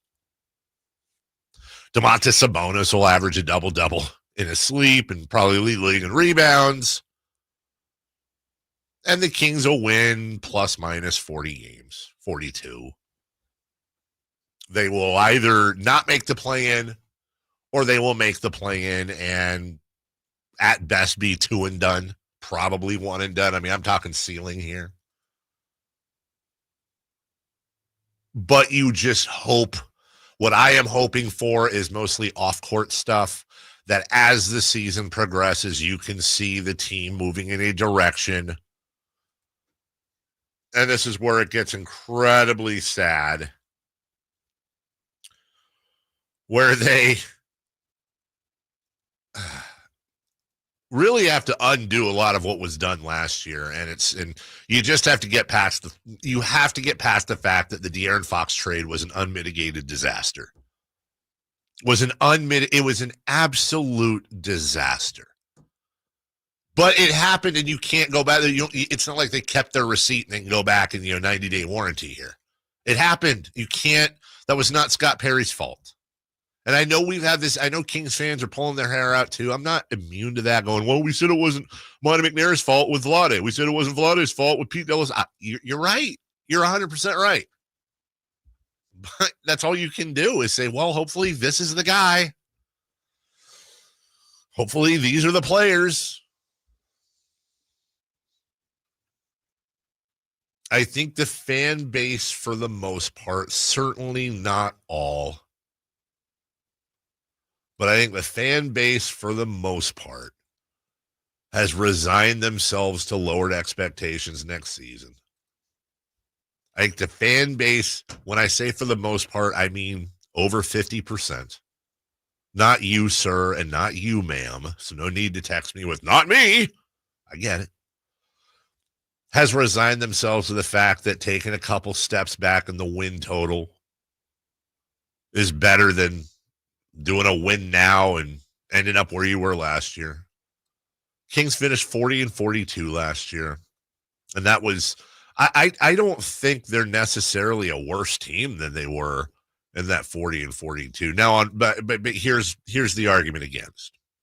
You'll hear a lot of people, and rightfully so, say, but hold on. Doug Christie had to come in amidst all the chaos with Mike Brown, and he was working with a coaching staff that wasn't his. Changing coaches on the fly is a very difficult thing to do midseason. Then on top of that, you had the De'Aaron Fox drama and all that play out. Zach LaVine joining the team. Remember, there was a thing going on with Zach LaVine off the court last year that was bugging him. There are things. So new training camp, new team, coaching staff in place. It's not unfair to expect better. And my answer would be, you're 100% right. That is true. But what we're leaving out of that conversation as well is that a good portion of those 40 wins came with De'Aaron Fox on the team. And so the question you have to ask yourself, and take away your personal emotion, yay or nay on De'Aaron Fox, is, did the Kings become a better team when they traded De'Aaron Fox for Zach LaVine? I would say the answer is they did not. And now they have, a hole at point guard, in which once upon a time they had two of the best young point guards in the game. You know this.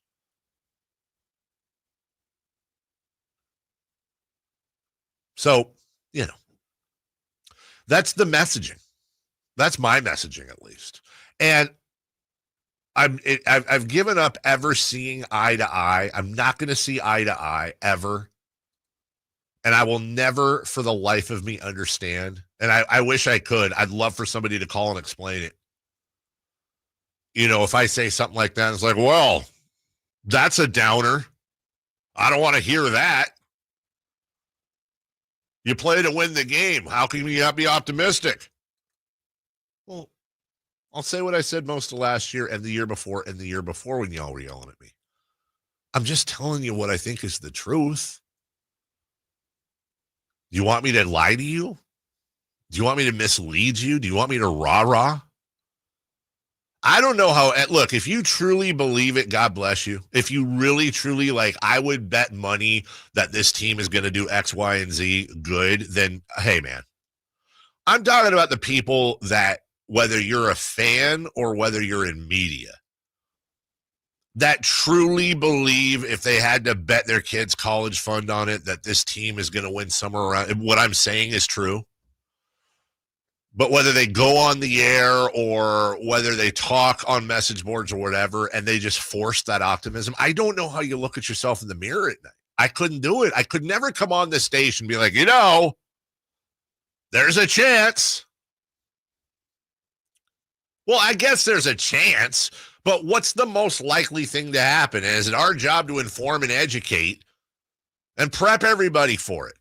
I don't think winning 40 games is a bad thing if it's done the way it should be done, which is, did you play the youth?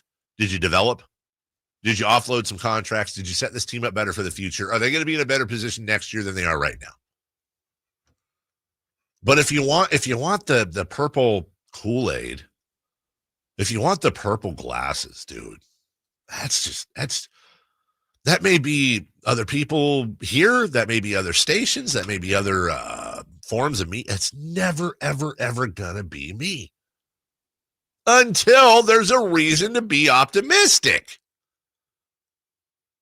You think the Beam Team year, I was sitting here going, but it's only a 3 seed. I'm the one that was screaming it when the trade was even. Let's go. Playing songs and Victory Puppy and come on, man.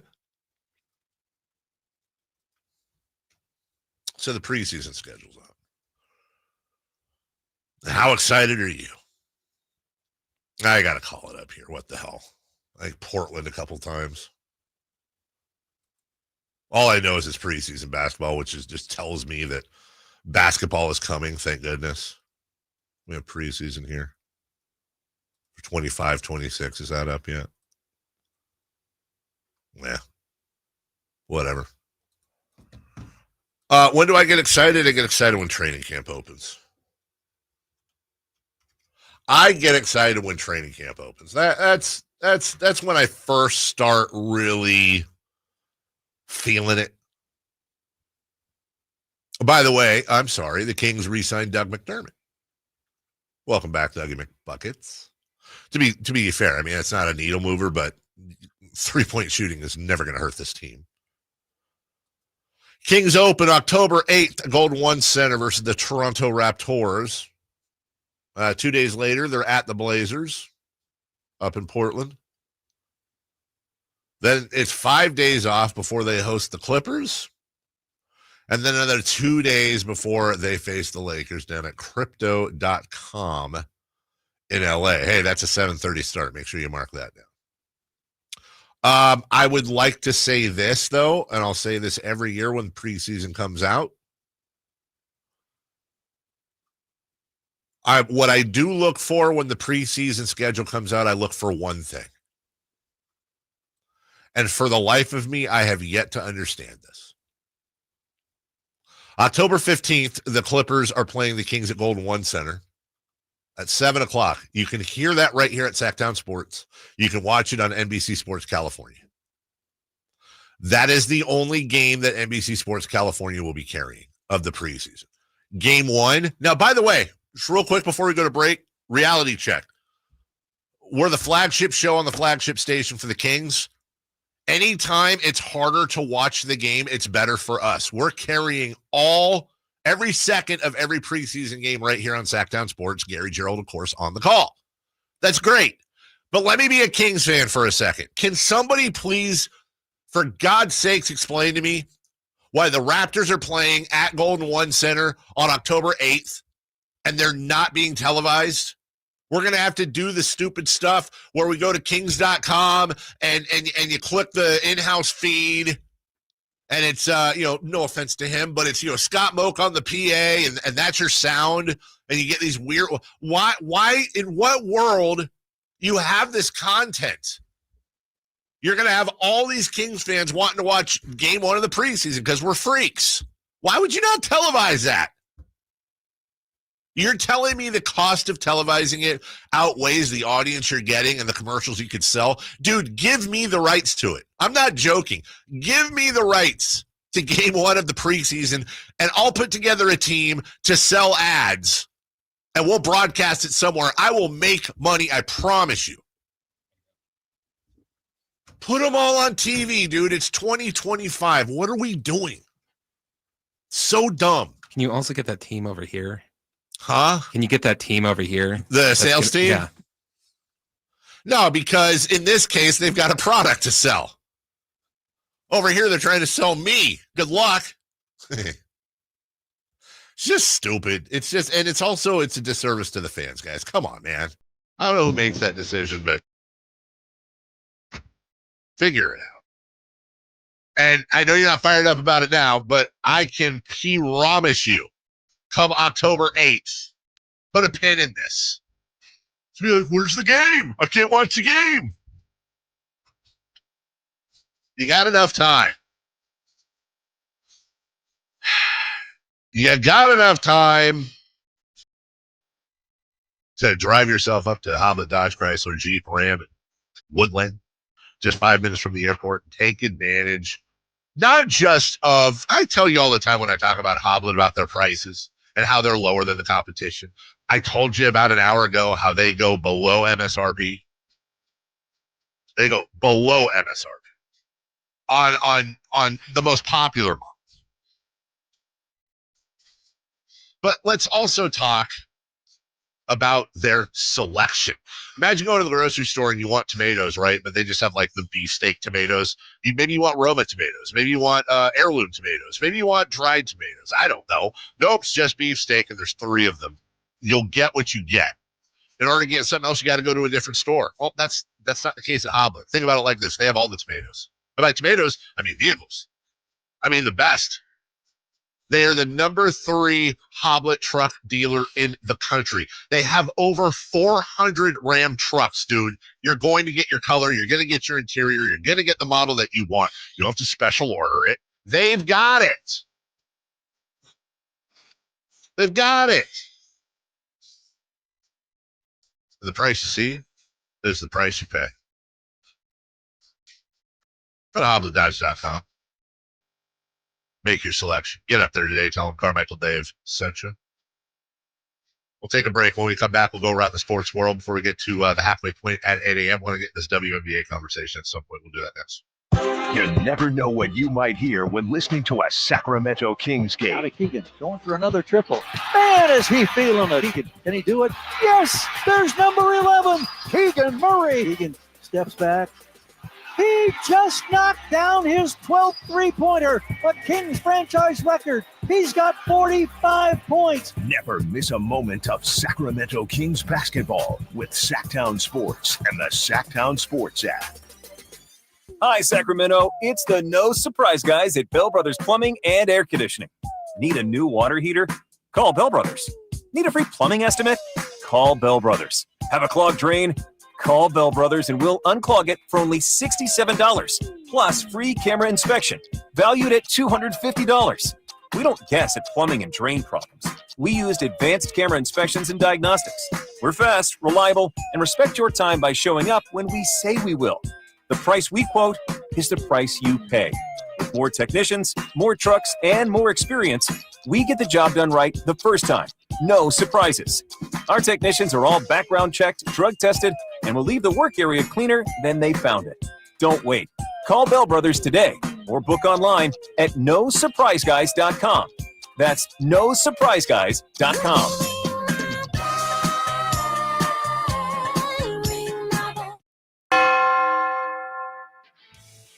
This is the story of the one. As a lineman, he does whatever it takes to keep the power on in his community. And he wants a partner like Grainger who does the same. Grainger offers the professional-grade products he needs, from voltage detectors to harnesses to hard hats, plus fast, dependable delivery, so he can rise to every challenge. Call 1-800-GRAINGER, click Grainger.com, or just stop by. Grainger, for the ones who get it done. Get ready for a night out with Jordan Davis.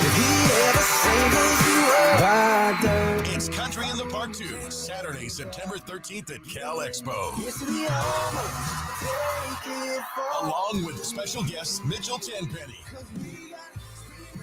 Locash, Vincent Mason, and Averyana. Make it a family day out with food trucks, games, dancing, and more. Saturday, September 13th at Cal Expo. Sponsored by the California Army National Guard and Hop Valley Brewing. Tickets at CITPFest.com. I'm still going for it, even with higher stroke risk from atrial fibrillation, and a regular heartbeat not caused by a heart valve problem. Over a 3-year study, Eliquis apixaban tablets reduce stroke risk better than warfarin, and over 97% of Eliquis patients did not experience a stroke. A first stroke occurred in 2.9% of warfarin patients versus 2.3% of Eliquis patients. Don't stop prescription Eliquis without asking your doctor. Stroke risk may increase. Eliquis can cause serious and potentially fatal bleeding. Don't take if you have an artificial heart valve, abnormal bleeding, or antiphospholipid syndrome. While taking, you may bruise more easily or bleed longer. A spinal injection increases blood clot risk, which may cause paralysis. Get medical help right away for unexpected bleeding or bruising, or back pain, tingling, numbness, muscle weakness, or incontinence. Aspirin products, NSAIDs, SSRIs, SNRIs, and blood thinners increase bleeding risk. Tell your doctor about planned medical or dental procedures. Learn more at Eliquis.com or call 1-855-ELIQUIS. Summer's flying by, and that back-to-school checklist, it's growing fast. New backpack? Check. School supplies? Check. Dentist appointment? Let's fix that. Kids Care Dental and Orthodontics is making it easy to cross dental checkups off your summer list fast, with priority scheduling for new patients and kid-friendly care that makes them smile. It's one less thing to worry about before fall. Call now or book online at kidscaredental.com. That's kidscaredental.com, because healthy smiles should be the easiest thing to check off your summer list.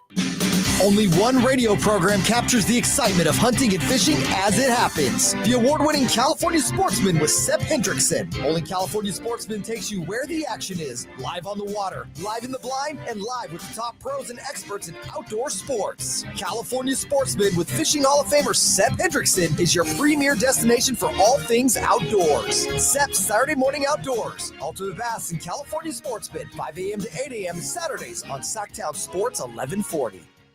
Visit SacktownSports.com and join the Sacktown Sports 1140 newsletter. This is the story of the one. As a safety manager at a manufacturing plant, he does everything he can to keep his coworkers safe. From finding ways to reduce risks to keeping safety supplies in stock. And for that, he relies on Grainger. Grainger offers a broad range of quality products and next-day delivery, so he can always play it safe. Call 1-800-GRAINGER, click Grainger.com, or just stop by. Grainger, for the ones who get it done.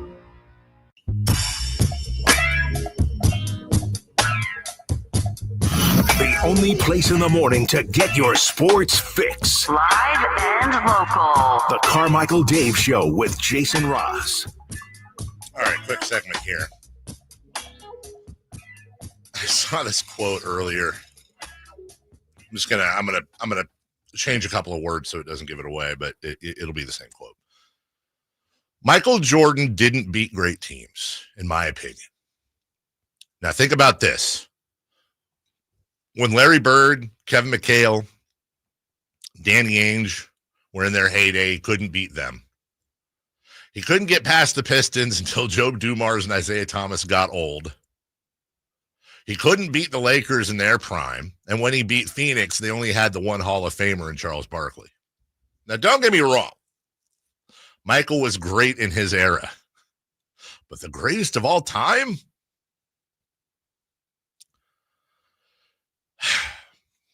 That's Robert Parrish. Now, full disclosure, dude. Before the Kings got to Sacramento, I was a little kid. Anyone who's listened to the show longer than a week knows that the one basketball game I got to see all year was when my dad would drive me to Oakland and we would watch the Warriors play the Celtics. When you didn't have a team, generally you were either a Celtic fan or a Laker fan, and I was raised to hate all things LA. And I loved Larry Bird. Loved Larry Bird. Wanted to be Larry Bird when I grew up. Apparently it skips a generation.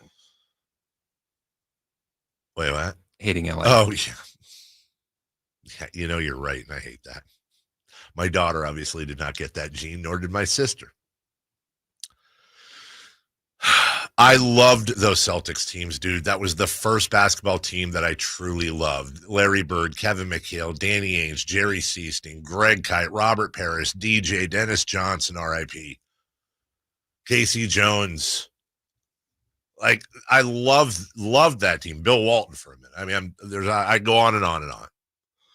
And I loved the NBA on CBS and, those 80s Showtime Lakers versus the Celtics and the 95-degree Boston Garden games. It was just very, that was it, man. It's one, what is it about the old guard? Not all of them, but so many of them. And I have nothing but respect for Robert Parrish. I really do. He's one of the, I would say he's an underrated player. I mean, he's Robert Parrish, so it's tough to say he's underrated, but I don't think Robert Parrish's name gets mentioned enough with some other players that have done less. But, bro, the Celtics had 4 Hall of Famers. They had 5 All-Stars, and Michael just came in the league. And he had nobody around him at first. Nobody. Scottie Pippen wasn't there in the beginning. He couldn't beat Detroit until they got old. When the Bulls swept Detroit in 90-91, I think Isaiah was 29, Dumars was 27, 28. I gotta double check and see if this, is one of those things where I actually go, wait, did Robert really say this? The Chief. Now, if somebody came to me and they said, hey, dude, that's not a real quote. Like, I'm reading it off a reputable site, but you never know. If somebody said that, yeah, he didn't say that, would not surprise me. Because that just... Isaiah Thomas was 30 years old. Was he 30? Okay. Which back then... Well, yeah. Isaiah Thomas is another guy, man, that I remember watching an ABC bio on him, a TV special on his growing up. I loved Isaiah Thomas, man. And then, somewhere along the way, he just kind of became a wiener. Which sucks because I had so much respect for him growing up, not just on, but off the floor, The way, the environment he was raised in, what he had to fight through in Chicago to make it, how he overcame a ton of stuff, both off the court and on the court, playing with a bum ankle in the finals. Anyway, just need more. The NBA is the most drama of all the leagues, dude. I don't know what it is, but basketball, dude, just appreciate greatness in all eras and celebrate these players. Why are we always trying to tear them down? Why? Because it gets clicks. Speaking of basketball, let's take a break. When we come back, let off the show this way, so we talk about it. We talked a little bit about the WNBA yesterday. Shaquille O'Neal said something yesterday, and it's about time to have this conversation again. But in the celebration, if you will, of those T-shirts that the players wore at the All-Star game and the conversation we had yesterday, let's talk a little bit about this and get your thoughts at 916-339-1140 on the text line, 1-800-920-1140. We'll get to all that right after this. Live and local. With everything 49ers. Intercepted by Fred Warner. Dives for the end zone. Touchdown! San Francisco. Lob ball. George went up and caught the ball. Touchdown! The 49ers play on Sacktown Sports 1140. This is the story of the one. As a safety manager at a manufacturing plant, he does everything he can to keep his coworkers safe. From finding ways to reduce risks to keeping safety supplies in stock. And for that, he relies on Grainger. Grainger offers a broad range of quality products and next-day delivery, so he can always play it safe. Call 1-800-GRAINGER, click Grainger.com, or just stop by. Grainger, for the ones who get it done. The Giant Summer Sale is here. Get giant savings on our giant selection only at Folsom Lake Honda, your one-stop Honda shop. Looking to own or lease? Save during the Honda Summer Event and drive a brand new Accord or Civic. See all our specials at FolsomLakeHonda.com. As a family-owned and operated dealership since 2009, customer service is our number one priority. Our customers love doing business with us, and you will too. Folsom Lake Honda. Go to FolsomLakeHonda.com. Your one-stop Honda shop. Mike Rowe here with a quick question. Have you noticed cracks in your drywall, chimney, or exterior walls? I hope not, because if you have, they could be indications that you've got a much bigger problem with your foundation. That's where Groundworks comes in. They can honestly assess your situation and create a plan to stabilize your foundation. Schedule your free inspection at groundworks.com/row. And while you're there, check out my latest dirty job. It's a good one. Licensed in all states where work is performed. See website for details. Hey, daydreamer. Did we catch you thinking about your dreams? With Wells Fargo Premier, a team can help you plan for them. So let's imagine your biggest dream. Not the easy one, the one behind it. The one you work towards every day and every night. Can you see it? Then we can help you plan for it. Ready to start planning for your dreams? You can at wellsfargo.com/getpremier. I'm Ken Korak with your Green and Gold Report, brought to you by Comcast Business, powering possibilities. Well, the story of Brent Rooker keeps getting better and better. Not long ago, he was with 3 different organizations before becoming a waiver claim by the A's. And now he's on pace for his 3rd straight 30-homer season. And when the best players in baseball gather in Atlanta on the 15th, Rooker will take part in his 2nd All-Star game in the last 3 years. Comcast Business helps turn today's small businesses into engines of modern business. It's how restaurants become reliably up and running neighborhood favorites. It's how retailers become seamlessly restocking, cyber-securing must-visit shops. And it's how healthcare offices become data-managing caregivers that we all depend on. With reliable connectivity, enhanced cybersecurity, advanced fiber solutions, and Wi-Fi backup, Comcast Business is powering the engine of modern business. KHD1 Sacramento, KYMX HD3 Sacramento. From the Power Business Technology Toshiba Studios. Sacramento's official home of the 49ers. San Francisco. Sacktown Sports, 1140. The Carmichael Dave Show. He's on the microphone when he's not on the microphone. He's playing a song, and when he's not playing a song, he's on the microphone. And then boom, with Jason Ross. No, he didn't. Yes, he did. Call or text at 916-339-1140. It's the Carmichael Dave Show with Jason Ross on Sacktown Sports.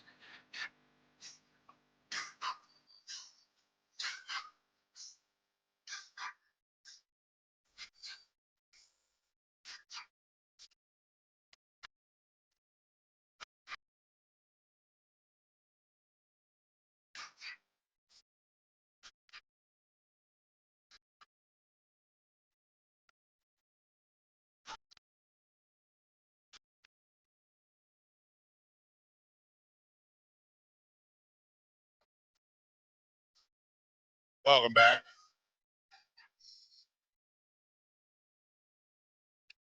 Carmichael Dave. Jason Ross on vacation this week. He will be back next week. So I was watching this thing yesterday with Shaquille O'Neal. He was on a podcast. And, you know, Shaq has been a pretty outspoken defender of Angel Reese and others. He's a big fan of the WNBA. And obviously, Shaquille O'Neal's a Hall of Famer. He's one of the greatest players of all time. When Shaquille O'Neal says something, no matter how you feel about Shaq, you know, when he says something, it carries weight. No pun intended. He's a big dude. It does. You have to listen to it. You may disagree with it, but you have to listen to it. He was being read off some of the salaries in the WNBA, and he was quite surprised at some of them. $200,000 a year. Disgrace. Asia Wilson should be making $10 million a year. Caitlin's making. She's still on her rookie contract. Yeah. So yeah, it's like 70 to 80,000. I never knew this. Yeah. Really? Yeah, really. I never knew that. So now we got to lower the rim. Stop it. If you want to make more money, let Caitlin go baseline and fingertip dunk. And then Angel, the way she do her layup like that, let her turn that wrist over one time forever and throw it down. Come on, man. Trust me on this. I'm telling you. I've always said something to Candace on how the game would grow. I was doing the Shaq verse one time, and I was training with the women volleyball. I'm spiking. I'm looking like a Olympic volleyball. But then when I get to the guys, I'm barely spiking. So I said, hey. He said, yeah, the net's just lowered a little bit. And then women's golf. Guys are back here. The women are right there, right? What's the only thing that's missing from the women's game and the guys' game? Not this again. What is the only thing that's missing? The dunking. Thank you. I'm not saying lower it to clown rate. Again, don't go from 10 feet to 8 feet, but just right there. But that's the only difference from our game. So lower the rims. Lowering the rims has been slightly above make them play in skimpier clothing when it comes to the discourse of the WNBA and how it's generally taken. We talked a little bit about this. I know we have a lot of 4-hour listeners, and of course we appreciate you. So apologies for repeating, but understand we have a much different audience now than we did at 6 a.m. So I'm gonna re-rack the preview I did a little bit of the segment at 6. Couple of things. This is a safe space as much as it can be a safe space to have a conversation about the WNBA. What I mean by that is I can't control what the outside world thinks, but I think any conversation that is couched in, as long as you're just not trying to be a D-bag about it. For example, I don't believe saying I don't enjoy watching the WNBA is a bad word. It may be I don't enjoy listening to Creed. Okay. I don't like the Beatles. Okay, we were talking music earlier. Everybody has tastes. You're allowed to not like something. You're also allowed to say I'm a huge fan of darts. Somebody might say, what? Well, that's your thing. You're into it. Cool.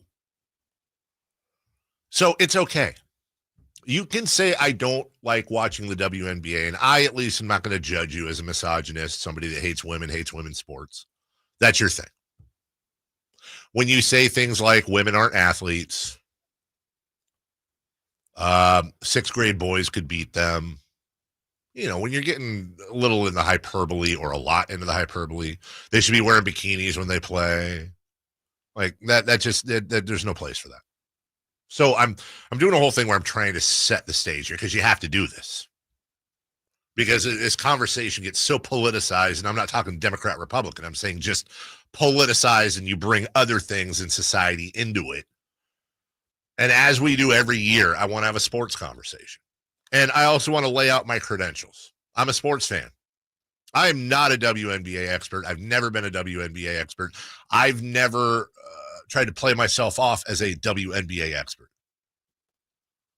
And the fact that I have a daughter that I love and my best friend in the world is a color commentator in the NBA, and saying I have a bunch of women friends sounds suspiciously to me like, well, I have a lot of, insert those friends, and so you can tell certain jokes. You know what I'm saying? Needless to say, I'm just being honest and vulnerable when I say I'm a fan of sports. I'm a fan of anything that glues me to a television and gets my heart rate up. I don't care what it is. If I'm interested in it, I don't care if it's a guy. I don't care if it's a girl. I don't care if it's a dog. I love watching dog competitions. I do. I love dogs. I love watching the little terriers go through the little sticks and the hoops and stuff, and the dog races or the dog long jumps in the pool. I love that stuff. I get into it, man. I do. I would like to have a conversation, as we do once a year, right around this time. And Shaq just kind of helped us out. The WNBA is at a very interesting crossroads right now. And it's kind of coincided a little bit with the college game. And it's not just Caitlin Clark. I mean, it's South Carolina. It's been that way for a few years now. UConn. The college women's game is growing and growing and growing. The WNBA is enjoying success and ratings it's never seen before. Team valuations are skyrocketing. And the WNBA players, understandably, as we talked about yesterday, it makes perfect business sense that they opt out of the CBA and they're going to renegotiate for more money. And here's the secret. They're going to get it. Because the TV deal's going to skyrocket. The valuations on the teams are skyrocketing. Expansion fees are skyrocketing, and they're going with expansion. There's more money. On the table right now is a $2 billion television contract and 3 teams that are going to be paying $250 million in franchise fees. So you're talking about close to $3 billion just right now. Now, that may not seem like that's the average price of an NBA team, probably. One NBA team is $3 billion. We need to quit comparing the NBA and the WNBA in any way other than they both play basketball. They are 2 separate entities, okay? And the WNBA, also, we need to forget about the fact that, they've been around 30 years. Well, as we said yesterday, the NBA was around 50 years, and their games were on tape delay in the finals in 1981. These are all undeniable facts. And it doesn't matter if the WNBA has been around 100 years. It catches fire, it catches fire. And it has caught fire. Here's where my issues with the WNBA are, me trying to be a fan. Again, just being vulnerable here. I like to see the best of the best perform. Whether it's in baseball, I watch Major League Baseball. No, apologies to the River Cats. It's a wonderful experience in person. I don't watch River Cats games on TV unless they're in like the championship, okay? I don't watch high school sports. The only exceptions are college basketball and college football for me. But a lot of that is because I want to see how these guys are going to do. I'm learning how they're going to do it at a different level, number one. And number two, if I'm being perfectly honest, a big reason I'm a huge college sports fan is because my parents went to Florida State. I was indoctrinated into this. I watch men's golf. I don't watch a lot of LPGA. Now, check it out. There was a little back and forth online a few weeks ago talking about could a scratch golfer male beat an LPGA player. I think it's hilarious. No. Now, LPGA players may not be as good as Scotty Scheffler or Harris English, or Keegan Bradley. I fully acknowledge that. But, bro, they're at a completely different level. Women's gymnastics, women's figure skating, women's volleyball, and in some cases, especially when Serena was playing women's tennis, I think all are as good and in most cases better than the men's side.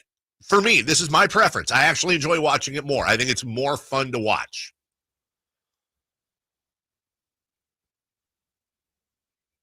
The WNBA athletes are insanely good. They're top-notch. They're the best in the world at what they do. But I have a big struggle mentally trying to wrap my head around this without, in this day and age of all this weighted and coded conversation. Where do I rank the play of the average WNBA team in the hierarchy of men's and women's basketball? What do I mean by that? Let's just acknowledge, right or wrong, let's just, for the sake of argument, say the WNBA teams are the best women's basketball teams in the world. Let's just use that as a benchmark. Okay, so where do they rank when you take gender away? Where do they rank? I'm honestly asking. They're certainly not NBA. I do not believe they're Division I men's. Prove me wrong. I don't know if you could or not. And if you ask me right now, could the average WNBA team beat a top Division I high school men's team? It's a super loaded conversation, dude. And it brings in all kinds of crappy people and crappy thoughts. But I have run it through in my head. Now, by all intents and purposes, I would imagine the WNBA team is better fundamentally. They're better shooters. They're better passers. Where I get stuck is I went to the roster of one of the top high school teams a couple of years ago. I just looked at the roster. The average height was like 6'7", dude. 240 pounds, 220 pounds. Taller, stronger, jump higher. But I think we get lost in that conversation. It shouldn't be about, okay, great. Let's say high school, boys basketball, young men's basketball. Let's just, for, again, the sake of this argument, say they could beat a WNBA. Okay, great. But why is that the conversation? The conversation is competition at the highest level where that's at. The Caitlin Clark phenomenon's not a fluke. And Caitlin Clark has her Angel Reese, just like Larry Bird had his Magic Johnson or vice versa. Rivalries make sports. It's great. And yeah, neither of them are Asia Wilson. Not yet, but they certainly aren't. Should Asia Wilson be making $10 million a year? Yeah, I would imagine so. And by the way, I'm not sure that she doesn't when you factor in everything else. Like we said, Caitlin Clark yesterday, I think that's what, a $28 million shoe deal. But that's the rarity. But for me, what I wanted to talk about when I saw that Shaq clip was if I've tried my best to lay the groundwork to have a respectful conversation. If I've established publicly, repeatedly, that I would love nothing more than to see the WNBA grow and grow and grow. I would love for the WNBA finals to be must-see TV on par with the World Series and the NBA finals and every other major championship. Why not?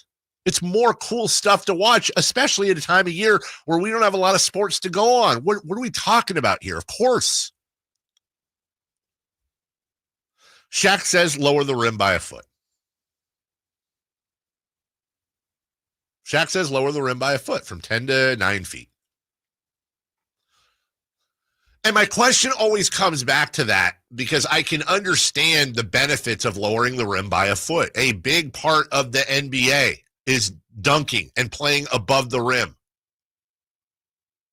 Imagine the NBA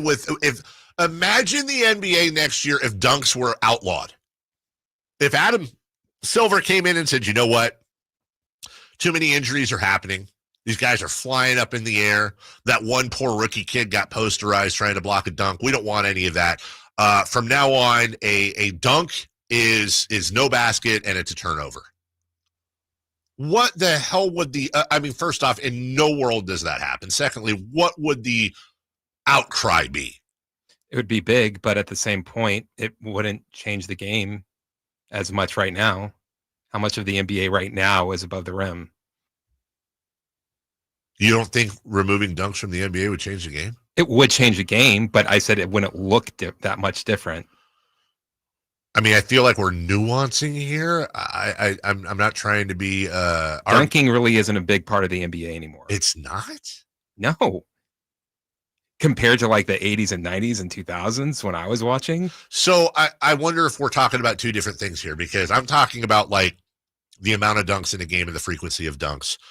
I want to say you're probably talking more about the importance and the awe factor. And for example, like what the slam dunk contest meant in the 80s and 90s versus right now and how we've kind of gotten used to that. Is that what we're saying? Like how many times have you seen a big man down in the post work his guy and then just jam on top of him? I think it depends on the big man. I mean, we saw that with DeMarcus Cousins all the time. Jokic, who's still in the league? Jokic really, yeah, Jokic really isn't that guy. I mean, Joel Embiid, it was that guy until James Harden infected him. Like the big names don't even want to do the dunk contest. No, and if that is your point, that the wonder of the dunk is not what the wonder was, you know, even in Vince Carter's day in 2000. Yeah. If players on their own decided to stop dunking, like there's not this like league mandate, like, hey, everyone has to stop. Someone here's like, hey, you know what? It's actually a better job if you lay it up or lay it in or do a finger roll than actually dunk the ball. if they just did it on their own and there wasn't like this mandate of you have to stop, I don't think that there would be I think someone would be like, hey, it's weird that there's been a dunk in a few games. I think a dunk versus a layup, well, I don't think this. They're both 2 points. Yeah. They're the exact same amount of points. In the box score, you don't get an extra half point for a dunk. But not only are dunks a form of showmanship on the surface, the plastic part of it, that they're fun.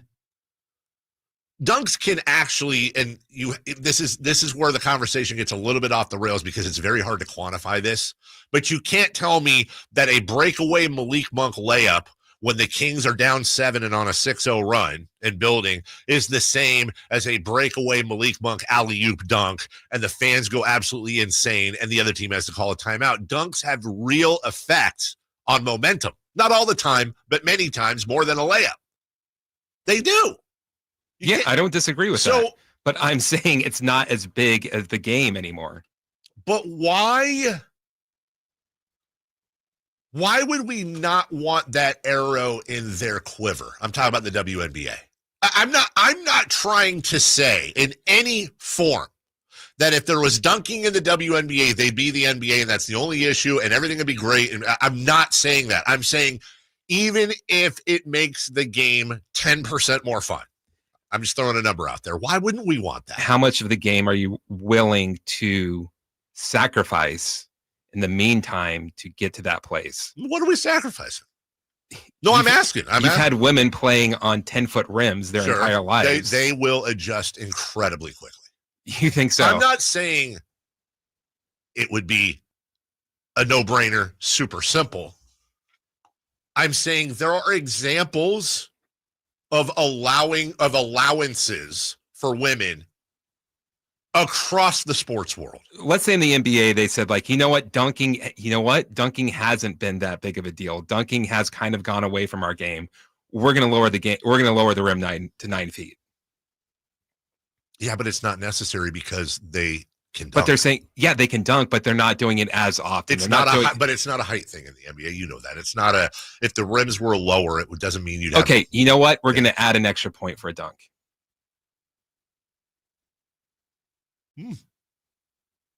You'd get more dunks. You would get more dunks. But I think in this day and age, you don't have a highlight and scoring issue in the NBA like you do in the WNBA. Dude, look at a set, forget the genders. Look at a 1.5 minute highlight package for the NBA. And put all the players in silhouettes. So you can't tell what they look like. You have no idea. Look at a 1.5 minute highlight package for an NBA game and look at a 1.5 minute highlight package for the WNBA. You're telling me the general population of basketball fan is going to look at layups and jump shots and passing. And I will even acknowledge, I might be wrong, but let's just for the sake of argument acknowledge better fundamental basketball, which I think is a coded phrase, but let's just say for what it means. Better fundamental basketball, better passing, better ball movement, less one-on-one, less ISO.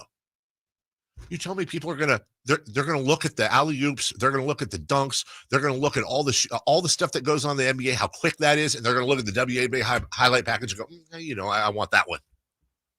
Okay, I don't. I'm saying anything you can do to any sport. We changed the overtime rules in the NFL. We adjust. We have replay coming in baseball. We have God knows how many different rule changes and things that we've done in the NBA over the past 10 years. NBA, NFL, Major League Baseball. Why is there this? I understand, by the way, that lowering the rim a foot is not allowing a challenge, that you're talking about a fundamental difference in the game itself. But you're already playing with a smaller and lighter basketball, but the same size rim.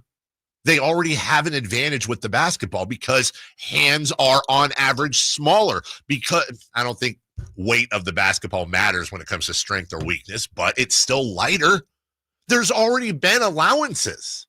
Yeah, but they've been playing with that ball for how long? Sure, forever. I would say since they got into organized ball, because I would imagine most are playing with it. You've seen how insane Doug has gone over like the feel and the touch and the weight of the basketball. Yes. Like you're going to change that.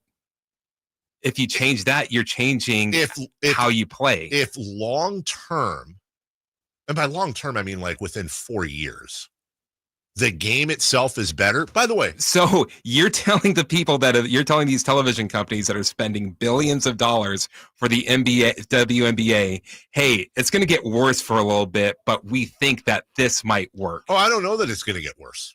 I truly don't, because here's what we're not acknowledging. Why do we automatically think it's tougher, even though you're used to it? Why do we automatically think it's tougher to make a basket on a 9-foot rim than a 10-foot rim? Because you haven't been training for that. I understand that, and I understand there'll be a learning curve, but shouldn't it, in theory, you're closer to the basket? It's lower. I'm not just talking about jump shots. That's the tough one. I'm talking about layups. I'm talking about you're under the rim. I'm talking about turnarounds within 4 feet. I have a feeling it wouldn't be as crazy of an adjustment as we think. There would be an adjustment. But now you've added a whole separate part of the game, as Shaquille O'Neal said, that is missing. You don't have dunks. You don't have above the rim. So why is that an insult to the game? Because you're changing the game. You're already changing. You change tennis. They play 3 sets. You change golf. They play forward. You change basketball. They have a smaller ball. We have a history of adjusting and changing games. But you're changing the game right now. I understand that. And we changed the game last year in football with overtime rules. We changed the game. We've changed football. But you didn't change the yardage. I understand that. But in baseball, for example, all the parks have different yardages. There's feet, I should say. There's all kinds of adjustments we've made over history to try to better the game. Why would you not? I would say do a trial run. I don't think you can do that. It's kind of like being half pregnant. You're either all in or all out. And then what do you do if like shooting just drastically changes? If they're not making baskets? And on top of that, you know what? We thought more people were dunked. They're not dunking because they've never dunked before. I think in a perfect world or an imperfect world, if we go with this, we got to break, yeah. I think you would then have a discussion and go back. But I'd sure like to see how it works if it grows the game. If it grows the game. That's it. That's my entire motivation. Want to keep growing the game. I don't, and I'm worried that in a sense is a disadvantage, and we have advantages for women in sports that we're not providing here. A key one, which is rim height. But I will say this. And by the way, I don't need to get Katie on the phone because Katie will scream at me about this. We've had this conversation. Katie and I disagree with this. I think me and Katie are on the same page. I think you and Katie are on the exact same page. I fully acknowledge that. And Katie's a former WNBA player, and her weight carries tons of opinion. Wow. Her opinion carries tons of weight, and it should. It should carry more weight than mine by a factor of 1,000. But you know what I will say as we go to break? Kind of say I'm glad that we part of it is, to me, just having the conversation and not being called a hater or a misogynist or somebody that I'm just glad to have the conversation and hear the opinions and hear why. That's half the battle for me. So thank you. Even if you're wrong, we'll take a break.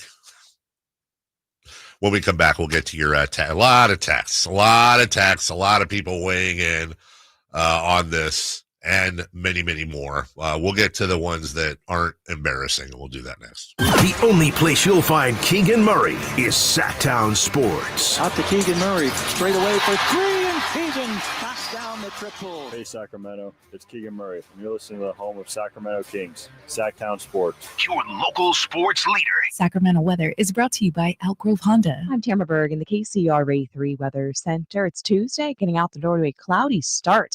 Expect to have a few sprinkles possible this morning as we head through the afternoon. Partly sunny day ahead. You'll feel that occasional delta breeze. Temperatures dropping off into the upper 70s. Get the latest forecast on the KCRA 3 News and the KCRA 3 app. At Elk Grove Honda, we've acquired some of the best pre-owned cars we can find. Whether you purchase a new Honda or a like-new pre-owned Honda, Elk Grove Honda has the right Honda at the right price. In the Elk Grove Auto Mall, Highway 99 and Elk Grove Boulevard, or elkgrovehonda.com. I gotta get an Elk Grove Honda. Whitey here, and I want to remind you, not all grills are created equal. The Napoleon Prestige line of outdoor cookers are built different, built better, and built to last, with features other grills can't match, complete with a lifetime warranty. It's a great time to find out for yourself because Napoleon's Pro Summer Blast is on right now. Save up to $400 today on a Napoleon stainless steel Pro Grill. Become the envy of your neighborhood. Offer ends July 31st, 2025. Visit your local Green Acres Nursery and Supply and get grilling today on your new Napoleon Prestige Pro Grill. Napoleon stainless steel grills, simply the best. Get ready for a night out with Jordan Davis. It's Country in the Park 2, Saturday, September 13th at Cal Expo. Along with special guests Mitchell Tenpenny, Locash, Vincent Mason, and Abriana. Make it a family day out with food trucks, games, dancing, and more. Saturday, September 13th at Cal Expo. Sponsored by the California Army National Guard and Hop Valley Brewing. Tickets at CITPFest.com. Looking for the perfect night out? Head to Sutter Health Park and experience Sacramento River Cats baseball. Catch the action, enjoy local craft brews, and savor those ballpark vibes all season long. Grab your crew and secure your seats at rivercats.com. What's up? We're talking to Chad Hobbit, a Hobbit Dodge Chrysler Jeep Ram in Woodland. What's happening for the Hobbit Employee Pricing Plus sales event? We're going all in on Ram this month with not just employee pricing, but huge emphasis on the plus. You can only get at Hobbit. Right now, save up to $16,000 off MSRP on new 2025 Ram 1500 crew cabs. What about those hard-to-find Ram heavy duties? If you're looking for something bigger, save up to $13,500 off MSRP on the hard-to-find brand new 2025 heavy-duty Ram 2500s and 3500s, with 500 new Rams available. Search, select, and save through our whole inventory at HobbitDodge.com. Nobody beats Hobbit. Period. $16,000 total net savings on select new 2025 Ram 1500 Bighorn after $6,500 factory rebates and $9,500 dealer discounts. Rebates may include $2,500 SFS bonus cash. Must finance with Stellantis. $1,000 trade-in assist with eligible trade-in. $500 on the job upfit. Must show eligible upfit. $13,500 total net savings on select new 2025 Ram 2500 Limited after $4,000 factory rebates and $9,500 dealer discounts. Rebates may include $2,500 select inventory bonus cash and $500 on the job upfit. Must show eligible upfit. At least 5 at each net savings. Employee pricing included in dealer discounts. See dealer for details. At Kids Care Dental and Orthodontics, we're all about summer smiles. During July, we're having our Summer Smiles special with $300 off braces or Invisalign with no money down if you start treatment in July. And you'll have a chance to win Legoland tickets. Go to kidscaredental.com for more information. Golf to Go is brought to you by the Hagen Oaks Golf Super Shop. Here's Frank LaRosa. How far do you hit your 7-iron? The answers will tell you which tees to play, according to Josh Sens in Golf Magazine. Deep down, you know you shouldn't be playing from the tips, but it's common for golfers to play from too far back. Aside from higher scores, rounds become a grind and golf becomes much less fun. After several years of research, the USGA unveiled a new data-driven offering to find the proper tees called Best Tees. If you know how far you hit your 7-iron, Best Tees will tell you which tee boxes to play. A typical male golfer should be playing from 6,100 yards and a typical female golfer from 4,400 yards. Most players have a good idea of their 7-iron distance, with average male's distance of 138 yards and average females of 100 yards. Throw out the occasional perfect shot, which travels more than those distances, and concentrate on your average. This will allow you to reach the vicinity of most greens in regulation and let you hit a variety of clubs on approach shots. Leave your ego at home and give it a chance. You'll have more fun. That's your Golf to Go. I'm Frank LaRosa. With 25 award-winning years in Northern California, Ashton & Price is your local injury law firm. Pro attorney tip: if a firm presents as local, but they're in LA, red flag. If your first consultation is not with a lawyer, big red flag. At Ashton & Price, your first consult is with a local attorney, and if serious injury prevents travel, a lawyer will come to you. Still not enough? George Washington's my uncle. At Ashton & Price, no red flags, just red, white, and blue. Remember, for the best advice, don't think twice. Call Ashton & Price.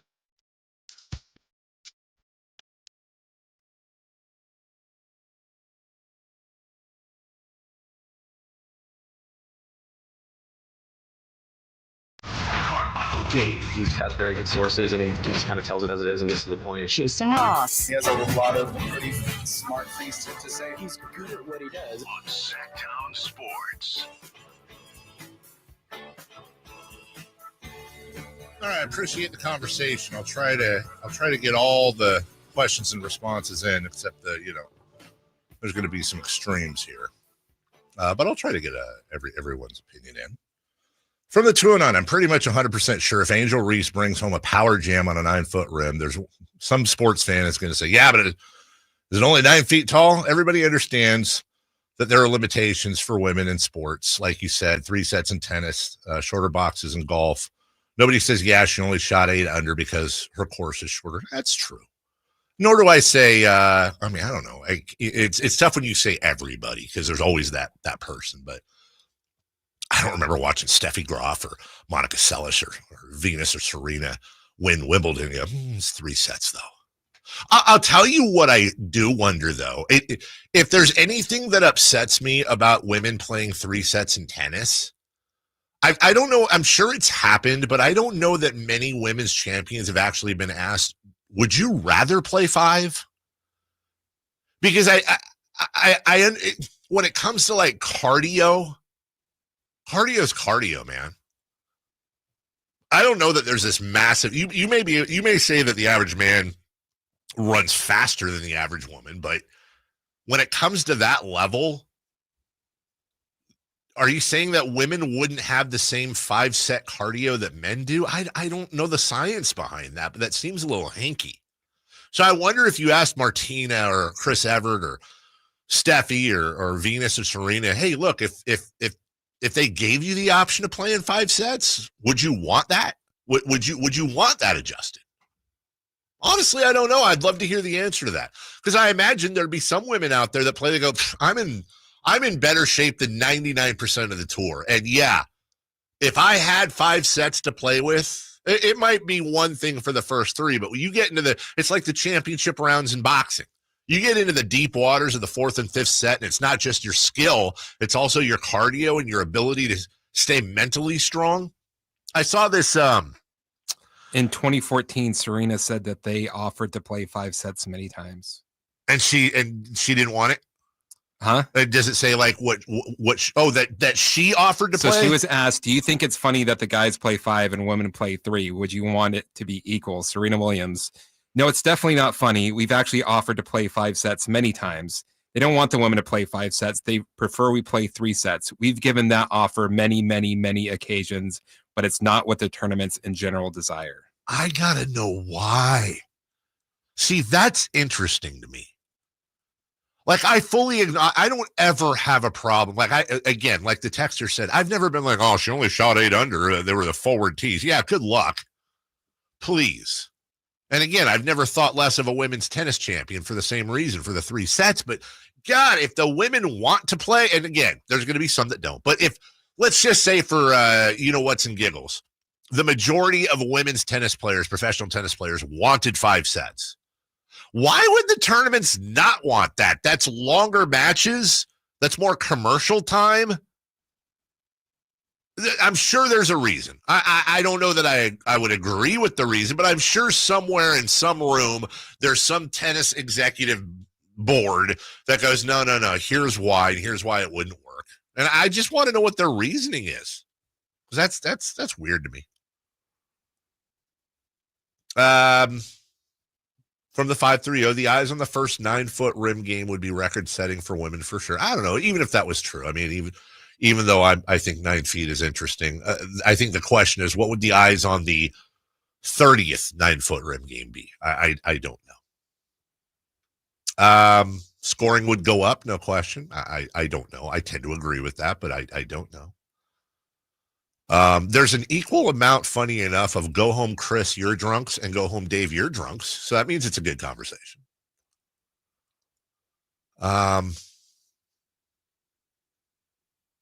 I'm loving the devil's advocate role. It wouldn't be a radio show without someone disagreeing.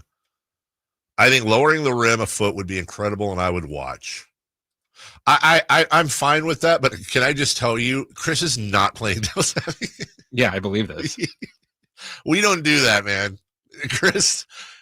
I will if I know it's really going to annoy you. If you're trying to rile me up, you'll do it, but then it's a bit.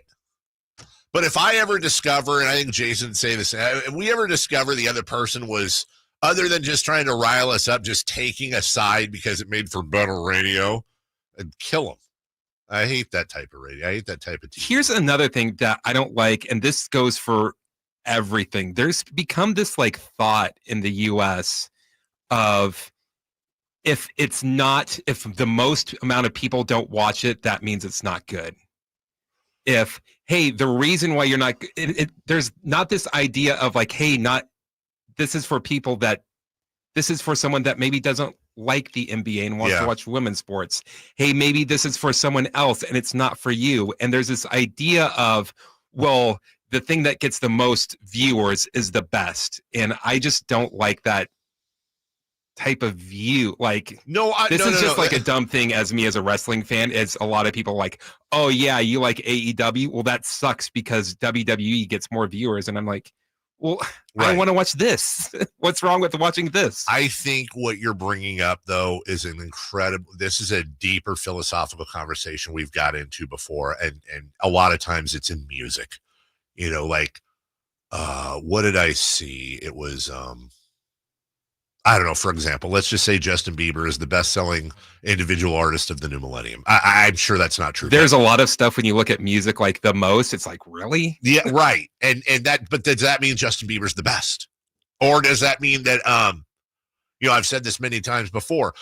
Before I got to KHTK, I did 2 years in rock radio for Quad, and I did the local music show. And this was back when we had Cake and Papa Roach and Deftones and Zoppy and Seventh Standard and Snapdragon and just Simon Says, like a ton of local bands getting signed.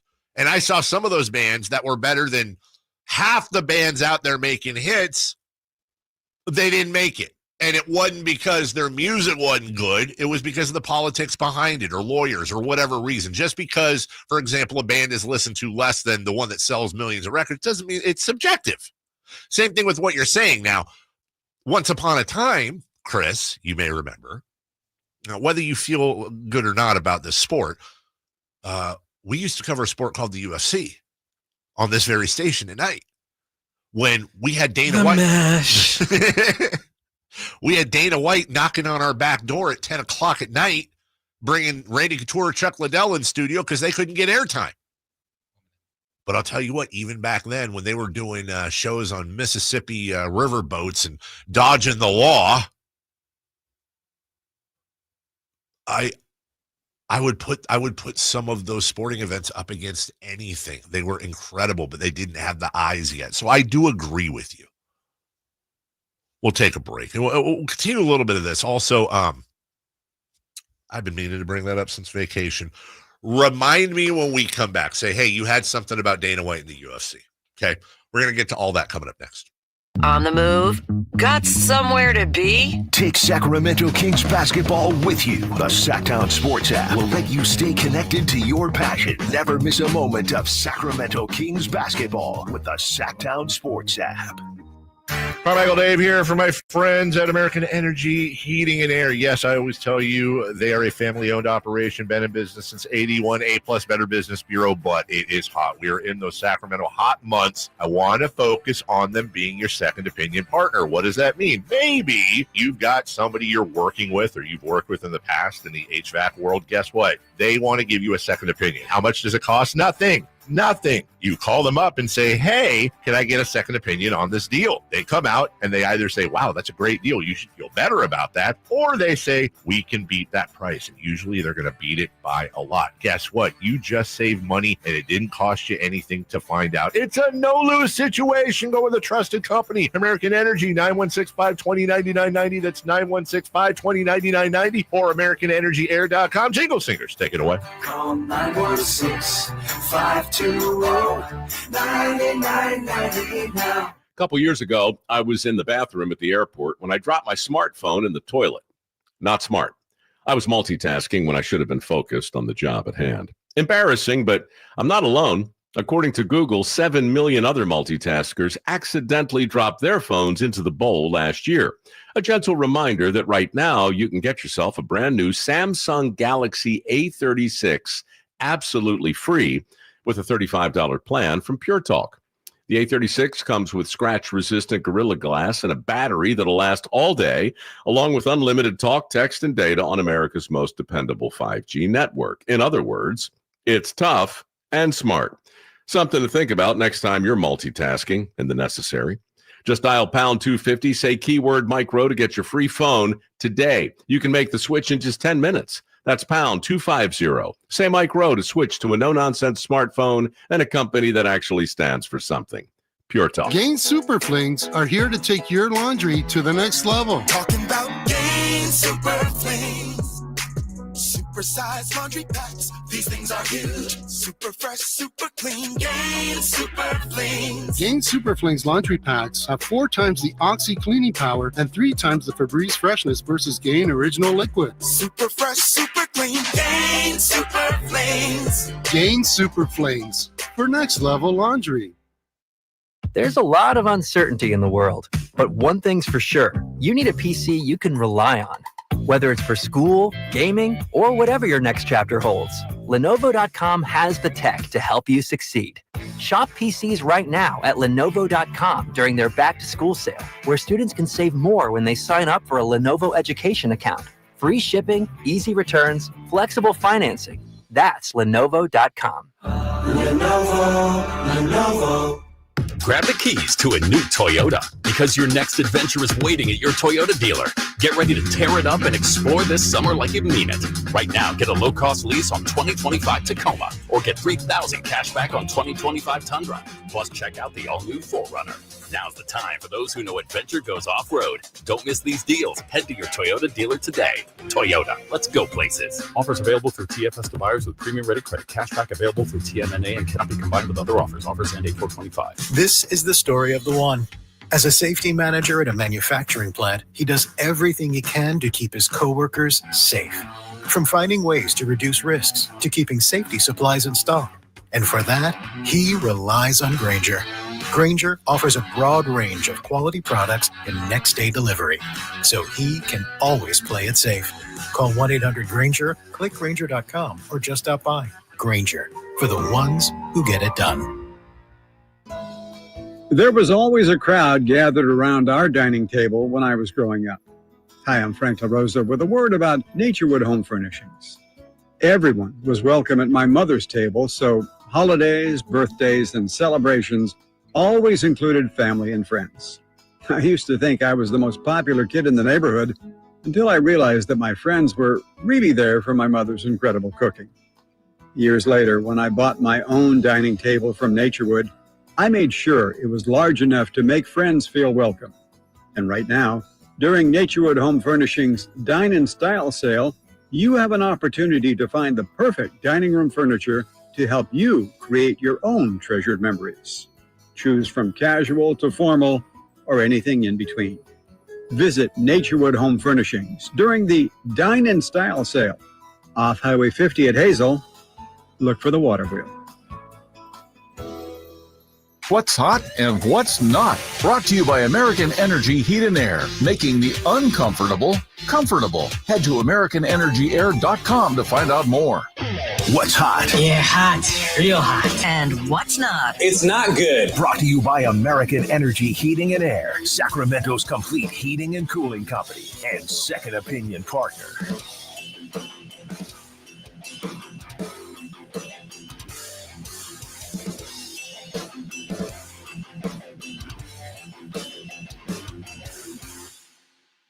Who's hot? I asked, who's hot? You know, we talked about him earlier today. Who? Rich Hill. Hey. He's making his debut for the Royals. It will be his 7th different team he's played that for at age 40 or older. The most of any player in baseball history. Good for him. and only in sports are you like, oh, man, what a sight to see. Rich Hill drags himself out to the mound, 45 years old, near death. He's so old. He's 45. He's 45.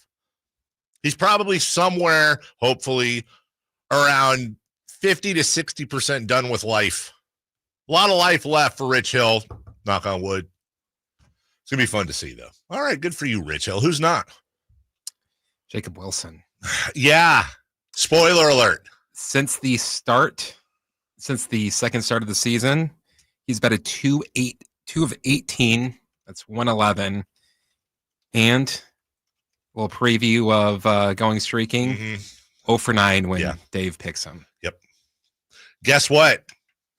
We might be putting Jacob Wilson in the Luis Arias category for the season. Stay tuned.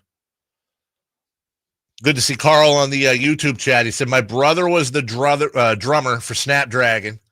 Best times ever. He's now the drummer for Some Fear None, who played Aftershock in 2016. New album next year. Love hearing that. That's one of the things I love about doing the show in my hometown, man, is there's people that I can throw random stuff out like that and they know. And I should have probably mentioned in that whole soliloquy on local bands around that time, Oleander actually had a couple of really big hits back in the early 2000s. I always have to mention Seventh Standard. Most of you probably don't know Seventh Standard. They're actually signed to MCA. But if it was not for the band Seventh Standard, and I've said this before, I would not have my children.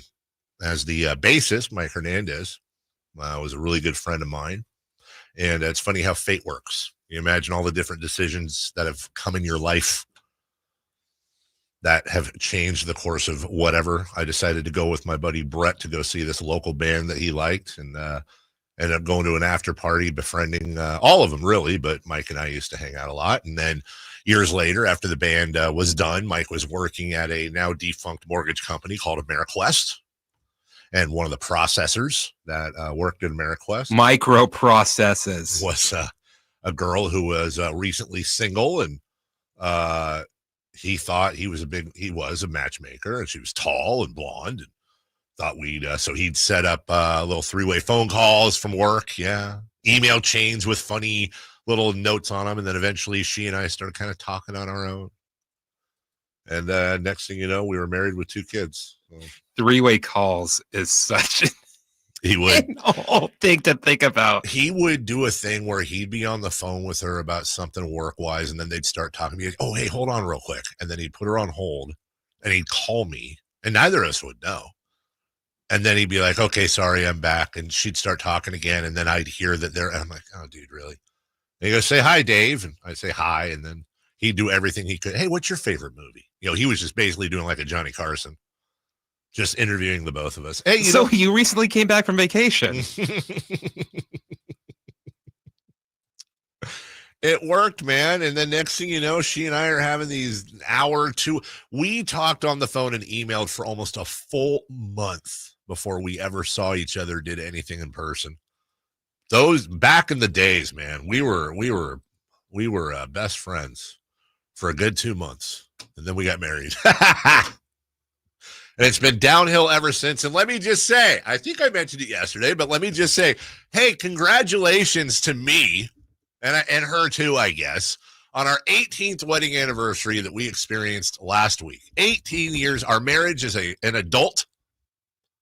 You know how we celebrated it, Chris? Sleeping? Yeah, we forgot about it. One of us saw on Facebook Memories, I think it was me the next day. I was like, oh, yesterday was our anniversary. So if you've been married 8 years. Why don't you relax? It's like your oldest bit, dude. Yes.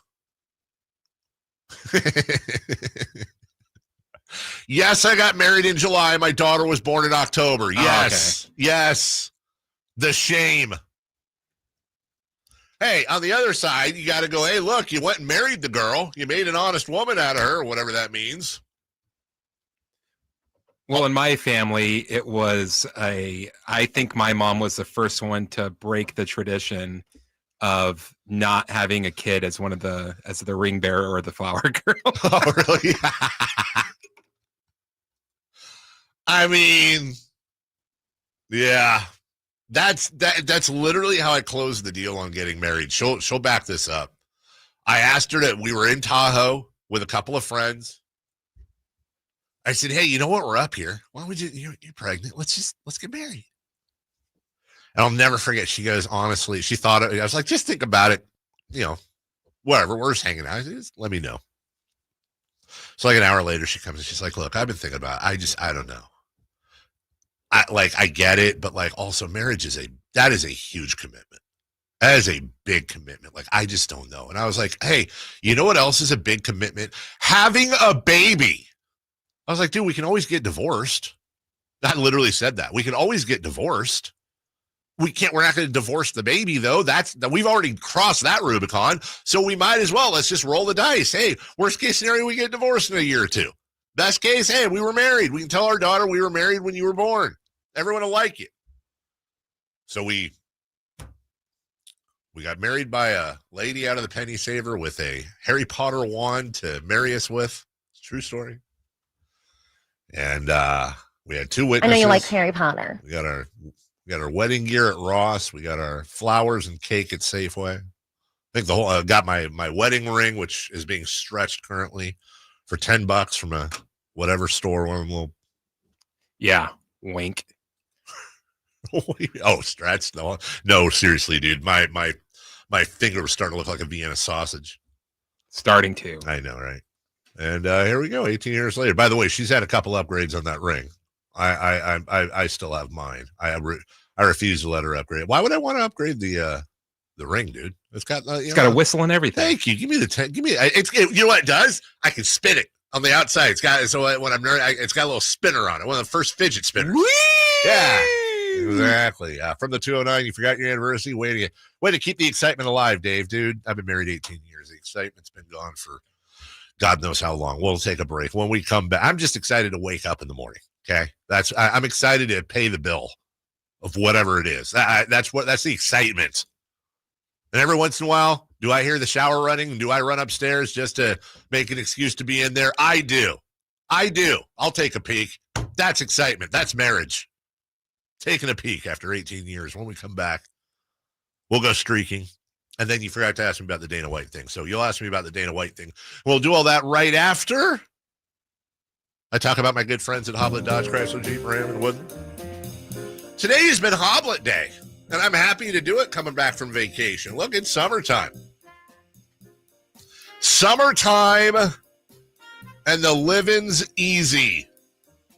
Especially if you have a Hoblet Dodge Chrysler, Jeep, or Ram. I know I spend a lot of time on the Ram trucks, and I should, because they have the biggest selection anywhere, because they're the number 3 Ram truck dealer in the entire United States, because they're number 1 in all of California.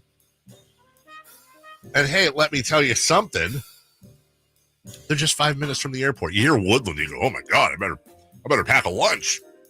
Dude, it's right there. And that location lets them, in big part, keep them prices low. Isn't that what matters? Not just keeping the prices low, but keeping that service family style. It's not just the Rams, though. It's the Jeeps, all the new ones, the classy looking Wagoneer. It's got all the bells and whistles in it. Whether you want a truck or a Jeep to go camping and hit the great outdoors. You want one of them new Chrysler models just to cruise around town, whatever it is, Hoblet's got it for you. They also have the Hoblet Used Car Center downtown. Tons of vehicles under 20 grand as well. Search, select, and save at HobletDodge.com. Tell them Carmichael Dave sent you. We'll take a break. When we come back, I want to spend some time on a question I told Chris to ask me when we come back, because we're going to get. I've been meaning to ask you guys this since vacation. We'll do that next. Malik Monk plays here. Started left, goes right, steps back, launches the 3. Nothing but net. Oh, that was just filthy. Oh, my, that was sweet. Sacktown Sports is your proud home of the Sacramento Kings. This is the story of the one. As a safety manager at a manufacturing plant, he does everything he can to keep his coworkers safe. From finding ways to reduce risks to keeping safety supplies in stock. And for that, he relies on Grainger. Grainger offers a broad range of quality products and next-day delivery, so he can always play it safe. Call 1-800-GRAINGER, click Grainger.com, or just stop by. Grainger, for the ones who get it done. Mike Rowe here with a quick question. Have you noticed cracks in your drywall, chimney, or exterior walls? I hope not, because if you have, they could be indications that you've got a much bigger problem with your foundation. That's where Groundworks comes in. They can honestly assess your situation and create a plan to stabilize your foundation. Schedule your free inspection at groundworks.com/row. And while you're there, check out my latest dirty job. It's a good one. Licensed in all states where work is performed. See website for details. The Giant Summer Sale is here. Get giant savings on our giant selection only at Folsom Lake Honda, your one-stop Honda shop. Looking to own or lease? Save during the Honda Summer Event and drive a brand new Accord or Civic. See all our specials at FolsomLakeHonda.com. As a family-owned and operated dealership since 2009, customer service is our #1 priority. Our customers love doing business with us, and you will too. Folsom Lake Honda. Go to FolsomLakeHonda.com. Your one-stop Honda shop. Alan Stiles here with your Sacktown Sports Injury Update, brought to you by DTLA Law Group. Gunnar Hoagland out with that right hip impingement, underwent successful surgery for that repair and is expected to miss the remainder of the 2025 season. Grant Holman, whose expected return is TBD, felt discomfort in his right shoulder, and the MRI revealed tendonitis in his rotator cuff. That was your Sacktown Sports Injury Update, brought to you by DTLA Law Group. It's Alan Stiles here. You injured at work? Call downtown. DTLA Law Group, California's leading injury law firm. With over 40 lawyers throughout California, they have won over $500 million in settlements. DTLA Law Group will get you compensation for your work injury. You don't pay unless they win. That's right. You pay zero up front. Call downtown. Text injury help to 40222. That's injury help to 40222. Visit them at calldowntown.com.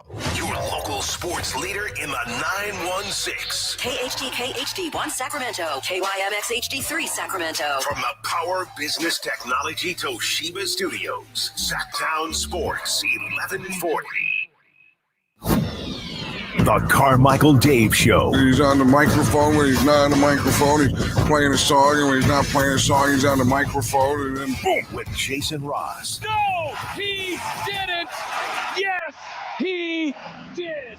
Call or text at 916-339-1140. It's the Carmichael Dave Show with Jason Ross on Sacktown Sports.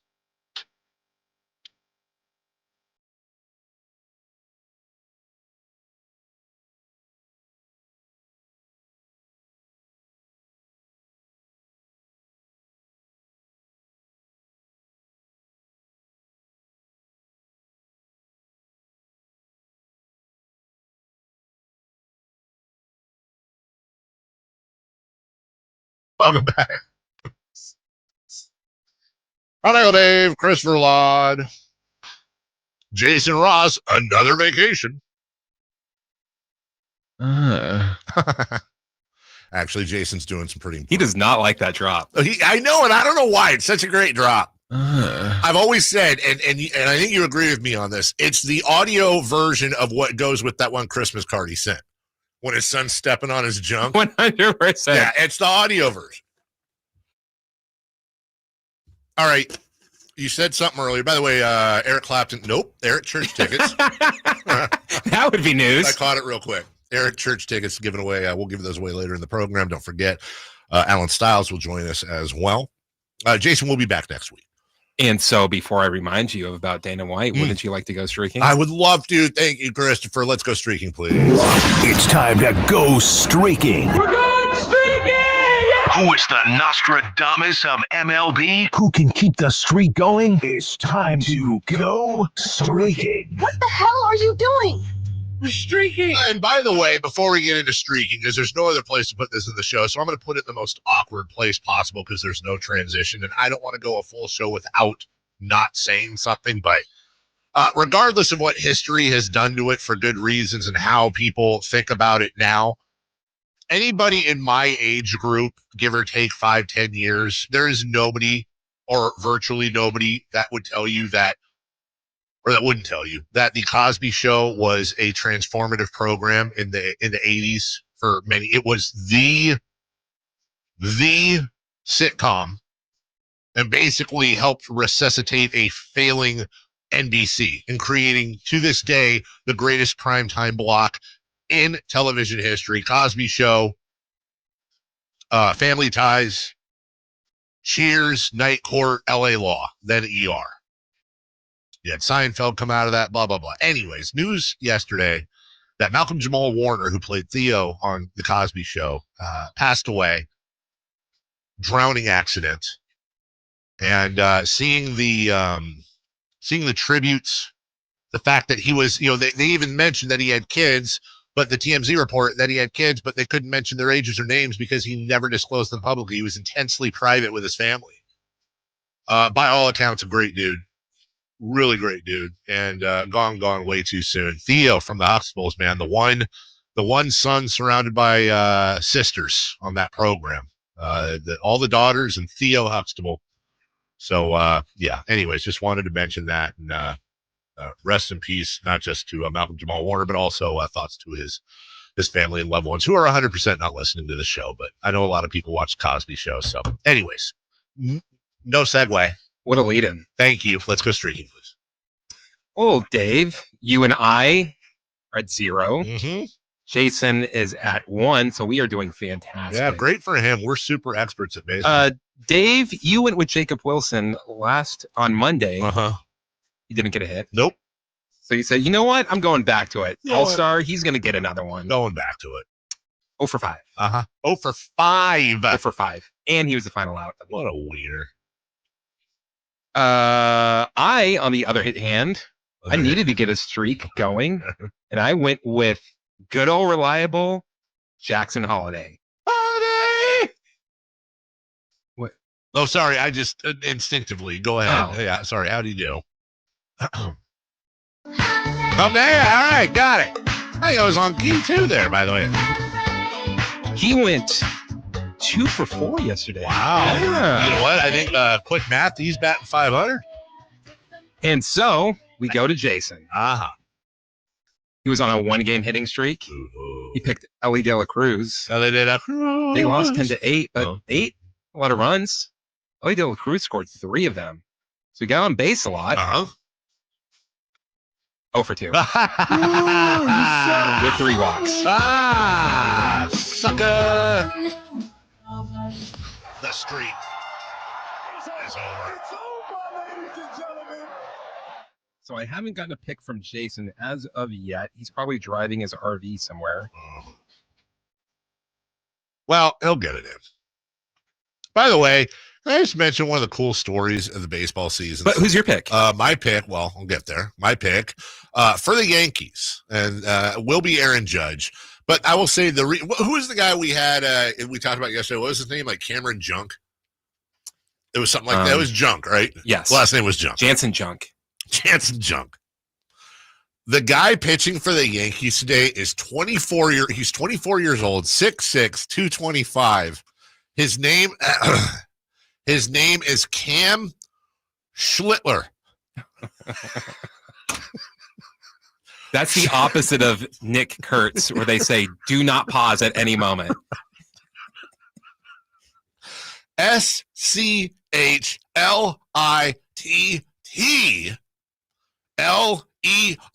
And can I just say, there's actually multiple speed bumps in that last name.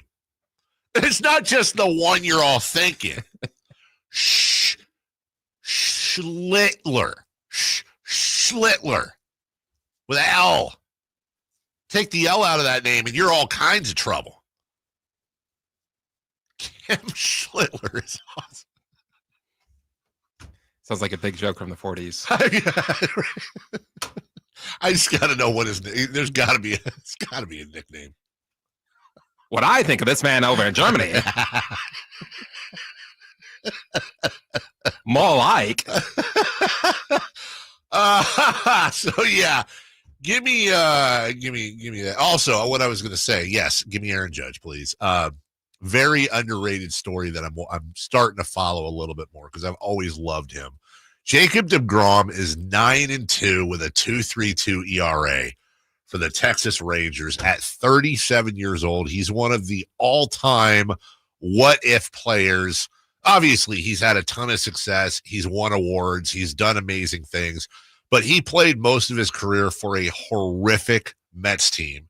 He's never won more than 15 games his entire career. Never won more than 15 games. But his lifetime ERA, dude, his lifetime ERA in 12 seasons is 2.51. Jacob deGrom is going to be a fascinating Hall of Fame conversation because I don't think there's much of a chance he gets in But I would also take a healthy Jacob DeGrom. I think arguably is a top 20 pitcher of all time. And I'm not trying to use hyperbole. Jacob DeGrom, when he is healthy, is a top 5, if not top 3 pitcher in baseball right now. At 37, you have pitched 1,500 innings. You have started 237 games. That, even though it's over 14 seasons, that's a large sample size, even with his injuries. And your lifetime ERA is 2.51. Your lifetime WHIP is 0.99. Bro, put that up against quite a few. That cuts through a lot of the crappy team story. Wins are pointless. By the way, he struck out over 200 3 years in a row, 239, 269, 255. He's got almost 1,800 strikeouts. I think he's going to end up being a Mark Burley type. Burley never made the Hall of Fame, but is quite frankly one of the most underrated players in the game. So I love it. I love seeing Jacob DeGrom do well. Never had a problem with him. Always appreciated his talent. Who are you going with? I'm going to go with Bo Bichette. Bo Bichette. Okay, we'll get Jason a little bit later. Sean just woke up. Who? When you asked Sean Cunningham. Oh. He asked me to try and get. It's fine. Of course he did. Hey, see if Sean will come on later today. Actually, Sleepy Sean's sometimes the best Sean. We'll get Sean later in the week. I just wanted to check in with him on Summer League. So Dana White. Yeah, thank you. So let me preface this because, again, I know I'm on the radio and I got a lot of people listening, and this always happens. Let me preface this by maybe it's out there, maybe it's happened, maybe in some fashion, but I can't remember if I brought this up on the air before I went on vacation or if this was just something I talked about on vacation, but it's actually kind of with all these biopics coming out. I think we did have this talk on the air. Like why we have not seen like a definitive biopic, whether it's on Lane Staley of Alice in Chains, whether it's on Kurt Cobain, whether it's on Scott Weiland, or, obviously for me, Chris Cornell. It was just I think it was either his birthday or the anniversary of his death a couple days ago. I think I know Robin Williams' 74th birthday was yesterday, and I know he passed on August 11th because that's my birthday. But why we haven't seen, like, I was thinking about the grunge era and how I don't think enough time has passed yet, even though it has been about 25, 30, well, actually, geez, never mind. Grunge era was like 90, 91. I think Pearl Jam's Alive was 91. So it's been, seriously? Has it been 34 years? Oh, God. Anyways. Why have we not seen more? That is real life craziness, man. The biggest bands of that era, so many of them have lost their singers. Whether it was the way the whole thing started with Mother Love Bone and Andrew, and then obviously Kurt Cobain, Lane Staley, Scott Weiland, and Chris Cornell, most recent. Yeah, Eddie Vedder's like, and there's a few others, obviously, from that era that are still going. But the amount that passed early, and just the whole story of that era in general, and how grunge, Nirvana's Nevermind basically killed Guns N' Roses era rock, killed hair metal, just killed it. It just absolutely stopped it in its tracks. And you had the Cinderellas and Skid Rows and Guns N' Roses. It was see you later time. I'm just really surprised we haven't seen more movies about that. And obviously, as an Alice in Chains guy, I would be glued to a documentary or a film on Alice in Chains. And you see some YouTube stuff. But what does that have to do with Dana White? Well, how have we not had a movie? How have we not had a movie on the rise of the UFC? Like, we have all these sports movies that come out, and most of them suck. And the best ones are generally, you know, some kid hits a wall and now he can throw 105 miles an hour, or The Sandlot. You know, they're fiction. Field of Dreams, Bull Durham, based on reality, but fiction. But what a wonderful basis for a sports movie. You have a company called SEG and a guy named Art who decides to find out who the Ultimate Fighter is. And he has these tournaments in which you could have a 120-pound guy in a gi facing a 300-pound guy. And it's all no holds barred. Like, you can basically do everything but fish, hook, and bite. I've seen that movie.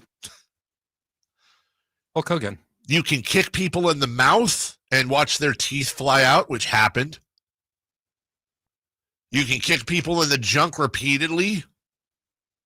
That's what happened to a guy named Joe Son, who ended up not having the best future outside the ring. You would have tournaments. And I think there's some people today that, weirdly enough, may not even know this, that Royce Gracie, who was the end-all be-all at the beginning of the UFC, would come in and fight guys 2-3 times his size because the world had no idea what the hell Brazilian Jiu-Jitsu was, whose father, Elio, had practiced this whole thing in Brazil, which is basically like a religion down there. And this whole UFC thing, the whole reason the Gracies were involved originally was to showcase Brazilian Jiu-Jitsu, Gracie Jiu-Jitsu. And the guy who was supposed to appear in the whole thing was Royce Gracie's older brother, Rickson, who was the best of the bunch, who was huge. Not huge, but go look at a picture of Rickson Gracie back in the day. If you're going to Google him, it's Rickson, Rickson. All of them had R names pronounced, Royce, Rickson. Anyways. Brazilian Jiu-Jitsu takes over the whole, everyone's like, what the hell? How can this 120-pound dude beat these giants? Guys like Chemo. That was his name, by the way, not the, other thing. And then it began to kind of morph and develop. You had Frank and Ken Shamrock from Lockford, California. Once upon a time, you didn't have the lighter weight groups. It was like, first off, it was no weight classes. Then it was a couple. Then you started adding the lighter groups for guys like Uriah Faber. And then that morphed into guys like Pete Williams, Mark Coleman, or should I say Mark Coleman, then Pete Williams. And you saw the combat sport develop. Well, first, it was all jiu-jitsu. Well, then they found a way to combat jiu-jitsu, and wrestling took over, and then striking. And then next thing you know, you had to be good at everything. It truly became, in front of our eyes, a mixed martial art. You had to be good at everything, or at least proficient at everything if you wanted any chance. Anyways, this guy named Art from SEG ran this thing, and they were, dodging the law, and former presidential candidate, now passed away, John McCain, was calling it backroom brawling and human cockfighting. Guys like Ted Koppel on Nightline were doing these things. How can you justify this? This is terrible. And then the UFC, then all of a sudden, a former bellboy turned trainer of guys like Tito Ortiz and Chuck Liddell. He had two buddies that he went to school with that had a little bit of cash, Lorenzo and Frank Fertitta. And so he said, hey, look, I've got this opportunity. You guys put up the money. Give me 10%. I'll run the whole thing. There's a huge opportunity there. So the Fertitta brothers listened to their friend Dana White. They bought the UFC from SEG Entertainment. And they're off and running. They fell on their face a few times for sure, and they were damn near out of business. And then they got together with a couple of TV people and a network called Spike TV.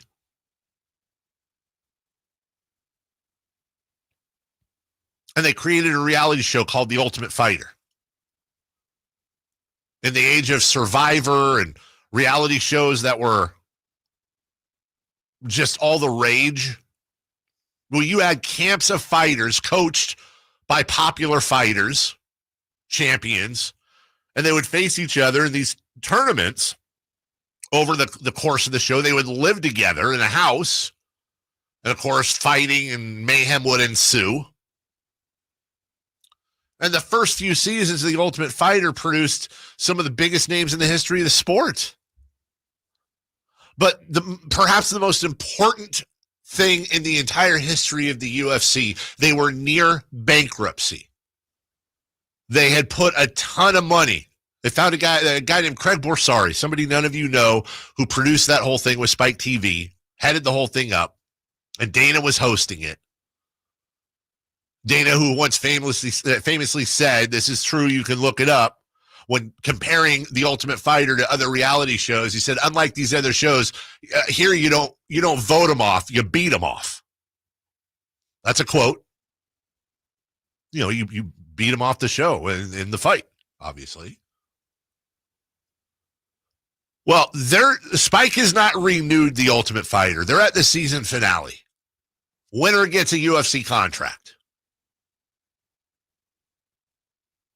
At the end of the first, they have some other fights on the card, but it's the champions of the two camps are about to face each other. Guy by the name of Stephan Bonner and a guy by the name of Forrest Griffin. And if you haven't seen that fight, which is now in the Hall of Fame, and it should be, it's one of the most entertaining fights in UFC history. It's certainly not the most technically proficient, but it is incredibly entertaining. It is the ultimate show of heart and soul. It's everything fight fans want. And oh, by the way, in maybe the most important, it was the most important fight in the history of the sport, and it still is. There's not another fight that has happened, not McGregor, Aldo, not Rousey, no fight, Dana would tell you, has ever been more important than Forrest Griffin, Stephan Bonner. Clips of that thing went viral. This is really when social media was just kind of in its infancy. It was shown on ESPN, network TV, everywhere. And people said, what the hell is this? But then at the same time, they got smart. I'm going to mention something the UFC did, and this is why I think a movie would be so important, because this is just not in the zeitgeist. It's not in the lexicon.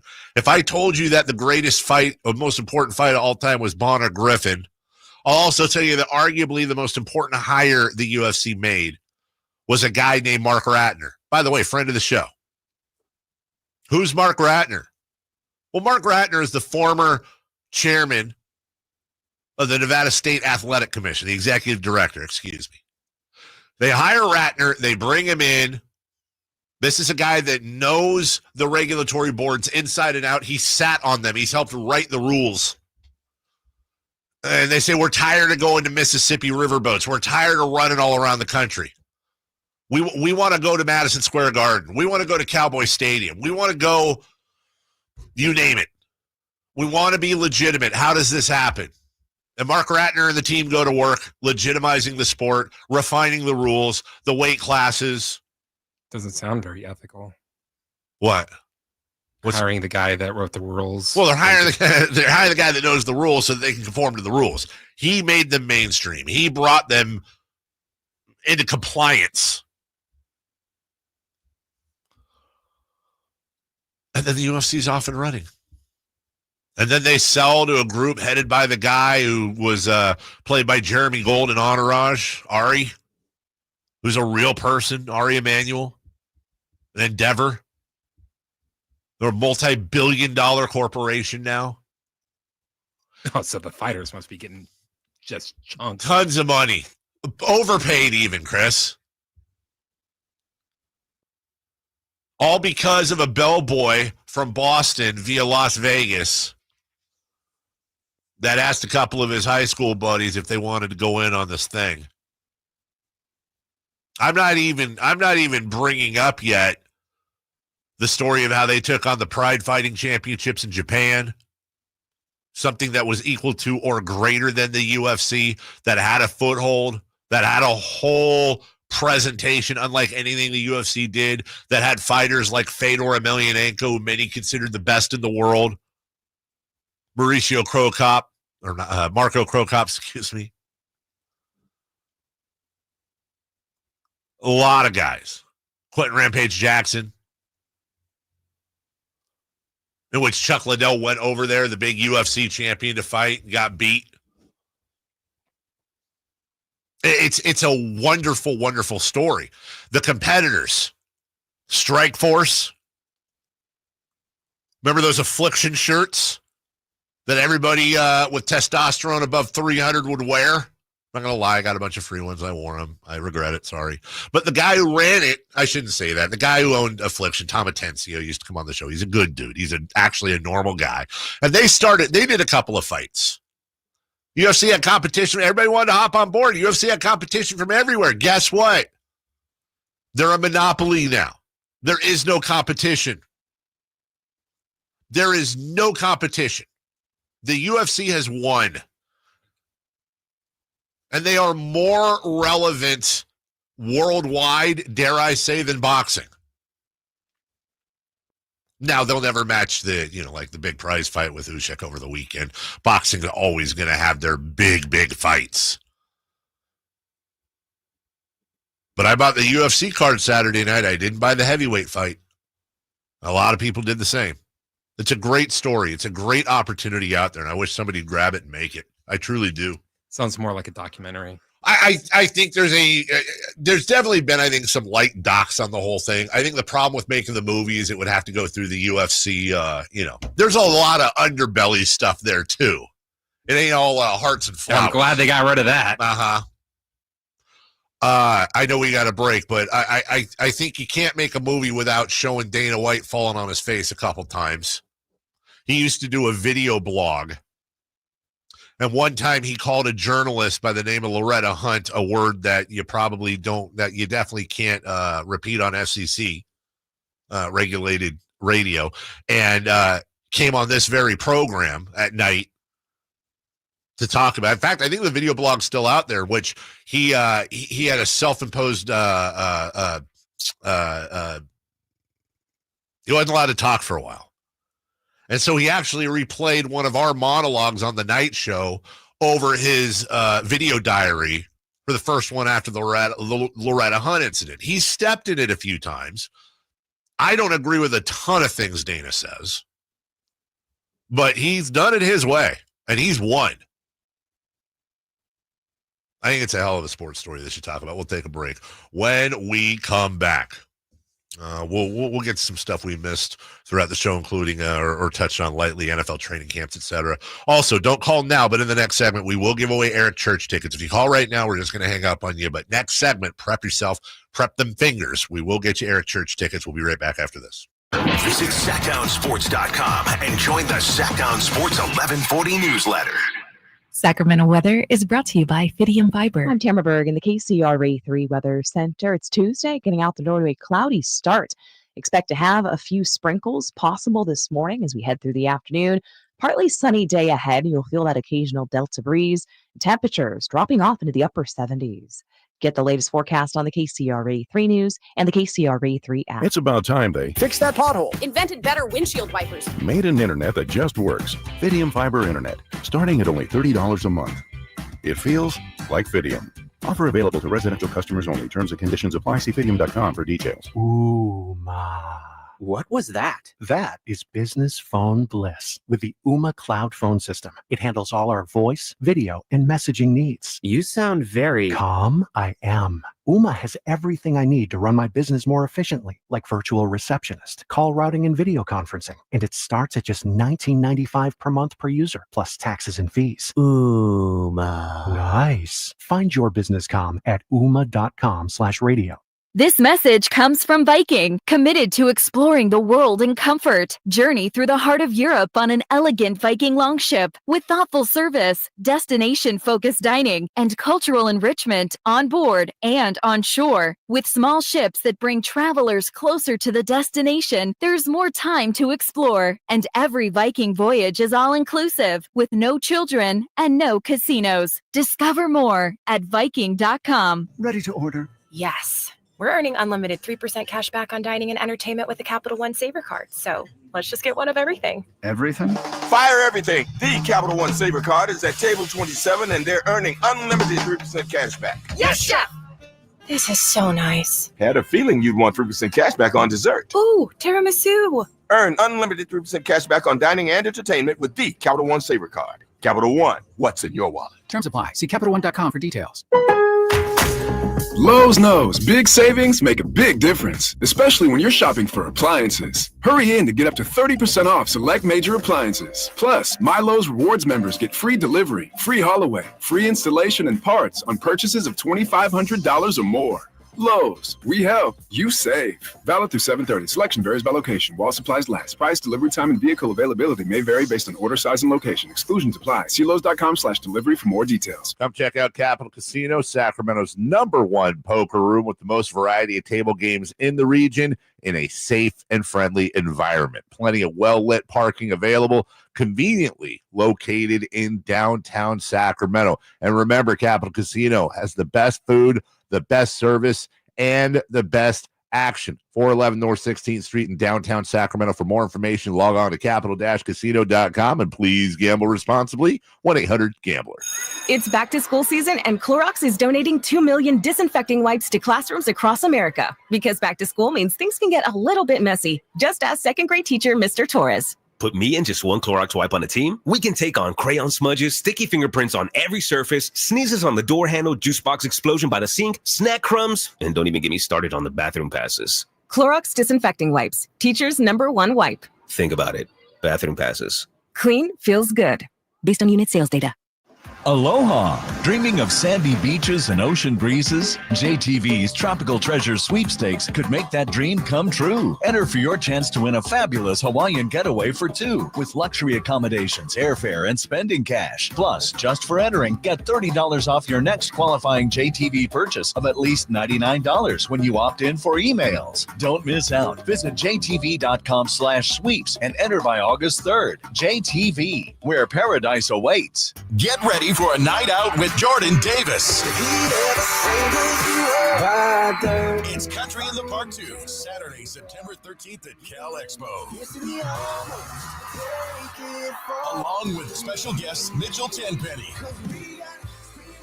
Locash, Vincent Mason, and Averyana. Make it a family day out with food trucks, games, dancing, and more. Saturday, September 13th at Cal Expo. Sponsored by the California Army National Guard and Hop Valley Brewing. Tickets at CITPFest.com. I'm Ken Korak with your Green and Gold Report, brought to you by Comcast Business, powering possibilities. Well, the story of Brent Rooker keeps getting better and better. Not long ago, he was with 3 different organizations before becoming a waiver claim by the A's. And now he's on pace for his 3rd straight 30-homer season. And when the best players in baseball gather in Atlanta on the 15th, Rooker will take part in his 2nd All-Star game in the last 3 years. Comcast Business helps turn today's small businesses into engines of modern business. It's how restaurants become reliably up and running neighborhood favorites. It's how retailers become seamlessly restocking, cyber-securing must-visit shops. And it's how healthcare offices become data-managing caregivers that we all depend on. With reliable connectivity, enhanced cybersecurity, advanced fiber solutions, and Wi-Fi backup, Comcast Business is powering the engine of modern business. Ladies and gentlemen, this is going to be fun. It's time for What's on Deck, brought to you by Trex Decking and Railing.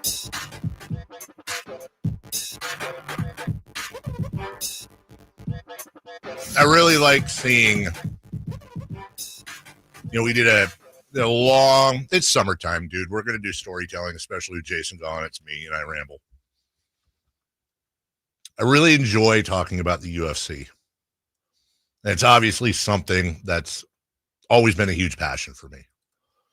And I really enjoy seeing people bringing up, Kimbo Slice, rest in peace, or Tank Abbott, Anderson Silva, George St. Pierre, two of my favorites. There will never be a better time in my life than watching the UFC, going to all the fights, seeing them come to Sacramento. Sacramento was a huge part of the UFC's growth. Dana or anybody would tell you that. It wasn't just hosting the fights here, both through the UFC and WEC, but also the fact that Northern California, arguably other than Brazil, is probably the most important hotbed for fighters in the history of the sport. A lot of people don't realize that. What you have in San Jose, guys like Daniel Cormier came out of, obviously Stockton and the 209, Ken Shamrock, Frank Shamrock, of course the Diaz brothers. And then Sacramento itself, led by Uriah Faber, Scott Smith, Joseph Benavidez, Cody Garbrandt, and tons of TJ Dillashaw, tons of other guys I'm not mentioning. You got American Top Team, you got New Mexico, you got other spots, obviously LA, but don't underestimate the impact Northern California has had in mixed martial arts. And so I love seeing on the text line people bringing up old memories. There's one guy, we'll get to what's on tap in a second. Or what's on deck. That too. What's on deck brought to you by Trex Decking and Railing. One guy said, Dave, why don't you, I love it when you guys talk about mixed martial arts and the UFC. Why don't you talk about it more often? And this is one of those things where it might just be my view. First off, I'm just going to be dead honest. The UFC is a different animal now. Longtime listeners and those who used to listen to the night show, you'll know that we used to have Dana White on almost weekly. He would call in from his phone on his back porch, and he would come on the show, and we'd have, Chris, you were there for it. We'd have like hour-long segments with Dana. And when we didn't have Dana on, we'd have Mike Goldberg, the play-by-play voice, one of my dear friends in the world, who he'd come on, talk. We'd have fighters. We'd have Tito Ortiz, Chuck Liddell, Randy Couture, obviously Faber and that whole camp. We have these guys on. They're part of the show on a regular basis. It does make it a lot easier to talk about when you have that type of unfettered access. And then it got huge. And I'm not mad at them for this. I totally get it. It just, you're not getting Dana White on every week if you're a little show in Sacramento. I get it. But number one, you're asking for reasons. That's a reason. It just made it easier to talk about. Secondly, I bought the card over the weekend. It was a good UFC card. It was a good set of fights. And I did it in part because I'm a huge Dustin Poirier fan. I love him as a fighter and as a human. It was his goodbye fight. I've never seen, in all the years of watching UFC, I've never seen a retirement like that. He lost the main event to Max Holloway. It was a blast of a fight. Of course it was going to be. Both guys were hurt at different points. It was the right call. Judges got it perfect. Max should have won, but it was in Dustin's hometown. It was in New Orleans. Or was it in his home state, I should say. And they did a whole send-off, a video, the whole thing. It was a really great way of honoring Dustin, who's been so good to the sport. They're just, I don't see the characters in the UFC that get me anymore. And granted, Uriah I've known Uriah since second grade. That's never going to happen again. That was a whole different type of thing. But I'm talking about, where's my Chuck Liddell? Where's my Randy Couture? Where's my Anderson Silva? Where's my George St. Pierre? Where's my Matt Serra? Where's my BJ Penn? Where's my Ronda Rousey? Where's my Conor McGregor? Where's my Rampage Jackson? Where are these guys? Where are these personalities? John Jones is the greatest fighter of all time, and he said he just retired, and let's believe him that he did. And yes, I understand he has other things going on that may argue with that statement. But John's kind of a crossover, if you will, of generations.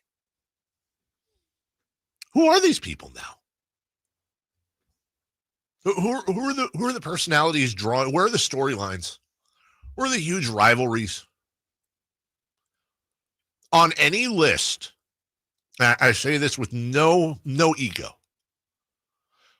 On any list of people that have covered this sport from its inception, I'm going to be on that list somewhere.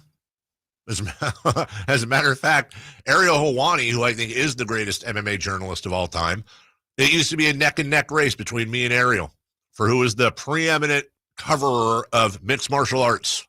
Big thing in my career in the very beginning to have that. That was a huge deal. And then we kind of went separate ways. And as I've said on the show before, I had an opportunity shortly before I had kids to join the UFC in a role. When I was offered a job to relocate to Las Vegas, it was a very, very important decision in my life, and I wouldn't change it. I'm glad I didn't take the job. I would have a completely different life, and I would not have my children. But it's not the same now. I don't have those. Don't have those personalities. And part of it is they're just all so damn good now. A lot of times they cancel it. How many times have you seen this fight you're waiting to see, and they're both so good that they cancel each other out? It ends up being a boring fight.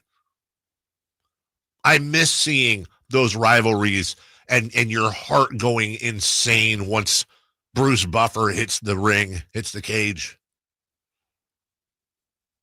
Not knowing the fight could go any way at any second. And I'm not saying there aren't the fighters today are the best that have ever been, top to bottom. This isn't about the quality of the sport. This is about that other aspect that's missing. Now, I don't know how they get that back. But they need the McGregors and the Rouseys. They need the Royce Gracies and the Randy Coutures and the Chuck Liddells. They need those Diaz brothers. I don't know where it's at, man. But I hope they find it. They're doing fine. I ain't feeling bad for them. They're doing great, but it's just not the same. And I know that sounds like an old head take, but I'm just telling you my truth. 4:15 Giants Braves. Giants looking to break a 6-game losing streak. Landed Roop on the mound. The Athletics back in Texas again. Jacob deGrom on the bump. 5:05 first pitch. We'll take a break. When we come back, we'll cross-talk it. We'll do celebrity birthdays. And right now, we will take the second caller at 1-800-920-1140. 1-800-920-1140. We got you Eric Church tickets, November 13th. A pair of tickets for you and your friend to go to Golden One Center on the Free Machine Tour. 1-800-920-1140. Be the second caller to score our pair of tickets to the show. I know this. The energy in that building is going to be through the roof that night. I know the energy in that building is going to be through the roof that night. Much like my friends at American Energy Heating and Air want to be your second opinion partner. Carmichael Dave here to talk to you about American Energy Heating and Air, locally owned, locally operated since 1981, A+ Better Business Bureau. Go to Yelp, go to Google, don't listen to the paid show on the radio, read the reviews. My mother-in-law has used them. I've used them multiple times. They just replaced my heater. They just replaced my air conditioner in the last few months. And I got a smoking deal on the whole thing. My mom and dad have used them. I have recommended them to countless friends, and I'm doing the same to you. I would never, with one exception, MC, I would never recommend something to you that I wouldn't use myself. So listen. You're working with somebody right now or you need something done and there's a company you work with, here's the deal American Energy has for you. Don't tell them what your bid is. Don't tell them what you were offered. Give them an opportunity to beat your deal. They'll come out for free. They'll take a look at whatever your problem is. Let them show you how much money they'll save you. Beyond the service, which is top-notch, they're going to save you money out of your pocket, but 916-520-9990. That's 916-520-9990. AmericanEnergyAir.com. American Energy. Making the uncomfortable comfortable. Celebrity birthdays. And Alan Stiles next. You never know what you might hear when listening to a Sacramento Kings game. Out of Keegan, going for another triple. Man, is he feeling it. Keegan, can he do it? Yes, there's number 11, Keegan Murray. Keegan steps back. He just knocked down his 12th three-pointer, a Kings franchise record. He's got 45 points. Never miss a moment of Sacramento Kings basketball with Sacktown Sports and the Sacktown Sports app.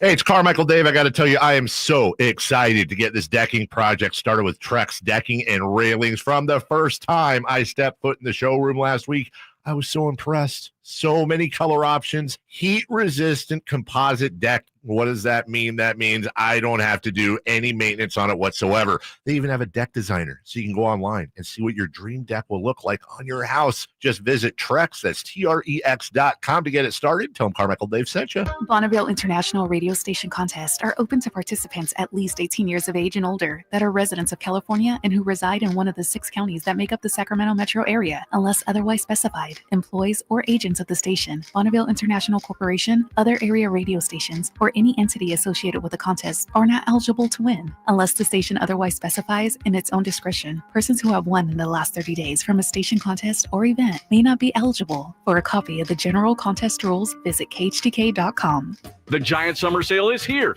Get giant savings on our giant selection only at Folsom Lake Honda, your one-stop Honda shop. Looking to own or lease? Save during the Honda Summer Event and drive a brand new Accord or Civic. See all our specials at FolsomLakeHonda.com. As a family-owned and operated dealership since 2009, customer service is our #1 priority. Our customers love doing business with us, and you will too. Folsom Lake Honda. Go to FolsomLakeHonda.com. Your one-stop Honda shop. Pro Savings Days doorbuster deals are on at Lowe's. My Lowe's Pro Rewards members save an additional $120 on a GE 21.9 cubic foot top freezer refrigerator. Plus, members save $70 on a Bosch hammer drill, now only $99. Not a Pro Rewards member? Join for free today. Lowe's, we help, you save. Valid through 7/23 while supplies last. Selection varies by location. Loyalty program subject to terms and conditions. See Lowe's.com/terms for details. Subject to change. Wesley Financial Group is not a law firm, and Chuck McDowell definitely not an attorney. This is Chuck. If someone talked you into buying something really silly and you want to get out of that silly little thing, my advice, get the facts. Call me and I'll send you our timeshare exit kit absolutely free. Inside, you'll learn how timeshare works and all your options for cancellation. Call Wesley now for your free exit info kit. 800-838-6767. That's 800-838-6767. ZipRecruiter is the place. ZipRecruiter is the place for talented teachers, savvy software developers, and master mixologists. ZipRecruiter is the place where you meet all these people and more. That's because ZipRecruiter is the place for job seekers who are looking for new opportunities. In fact, ZipRecruiter helps 10 million people with their job search every day, so you can find the right candidates right away. Try ZipRecruiter for free at ZipRecruiter.com/free. That's ZipRecruiter.com/free. Whoa, it's you, the Capital One Bank guy. That's what they call me. Mind if I get a selfie? Yeah, sure thing. Say no fees or minimums on your Capital One checking account. Wow, that's a keeper. So, where are you heading? I'm off to spread the good news that Capital One helps people keep more money in their wallet with no overdraft fees. Oh, you're the best Capital One Bank guy. Hey, mind if I get a selfie? Sure. Say, Capital One, what's in your wallet? Terms apply. See CapitalOne.com/bank for details. Capital One and a member FDIC. If you're 55 or older and into that whole saving money thing, T-Mobile has an exclusive phone and internet bundle just for you. Right now, get 2 unlimited phone lines plus 5G home internet for just $30 each per month with autopay, plus taxes and fees. And with 5G home internet, setup is easy with just 1 cord and no technician needed, which is great if you're also into that whole keeping it simple thing. Switch now and experience the best mobile network in the U.S.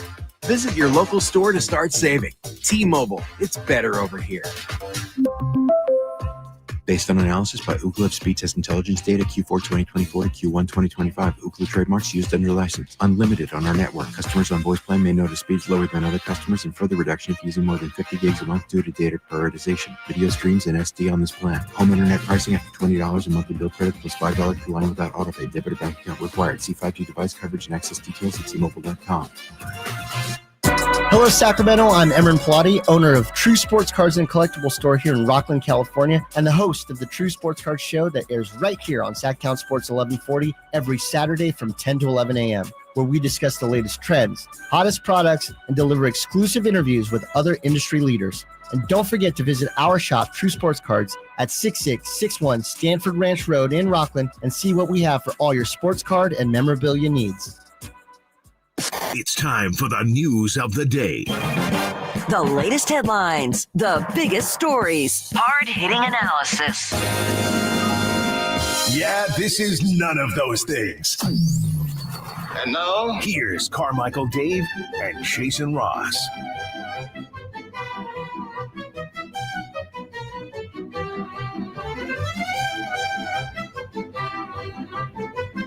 Hell! Hello! And hi. Alan Styles. Hello. How are you? Great. Yeah? Mm-hmm. Good talk. How are you? I was just thinking how long it would take for you to say something. I'm good. Tuesday. Oh, John Halliburton's on Pat McAfee right now. What are you saying? I'm so glad the McAfees are the Halliburtons are still on TV. Mm-hmm. So you know how I have access to, you know how we joke about hopping on the text line even when it's not your show? Yes. I only know one other person that does that. Well, that's what I'm saying. Me and Dave, we joke about it. Yeah. So I'll do it in the morning, see what you guys are talking about. Man, oh man. I spent just for my mental health, I spent maybe 5 minutes on the WNBA yesterday, and it was one of the last segments. So I don't know necessarily what you were talking about, but it was a bloodbath on the text line. Honestly, I'm kind of a lot of get back to the kitchen. I didn't see a lot of that. You said a lot of that. Yeah. That's what I said. So I'm protecting my peace. No. About once a year we have a conversation like that. I'm actually proud of everybody. We had a good conversation, and there was minimal misogyny from the audience. To be fair, yeah. I'm just saying. Well, to be fair, as we see on basically just content everywhere, the texters are always, and I love the text line, but they're always going to be much bolder on the text line. Whenever anybody on the text line gets too spicy, I say call in, and then they don't text in anymore. It's the same thing. There's no name associated with it. Yeah. Now, there's rarely, I like this. Right. Now, look, the texters may or may not remember, we have all their phone numbers. Yes. We should just start calling them. Yeah, if they start saying crazy them. stuff and just say, hey, what's up? We're on the air. I was on a show once where the texter was particularly abusive to one of the hosts, and he actually put his phone number out on the air. That was a thing. The host did? Yeah. Said, call me.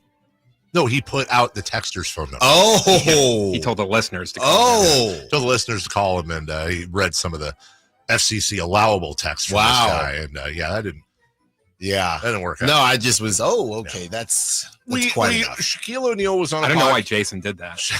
Shaq was on a podcast yesterday, and he's a big fan of Angel Reese, a big fan of the WNBA. Yeah. And he brought up, they were bringing up salaries that surprised him, the lack of money that some of them were making. And he said, you got to lower the rim.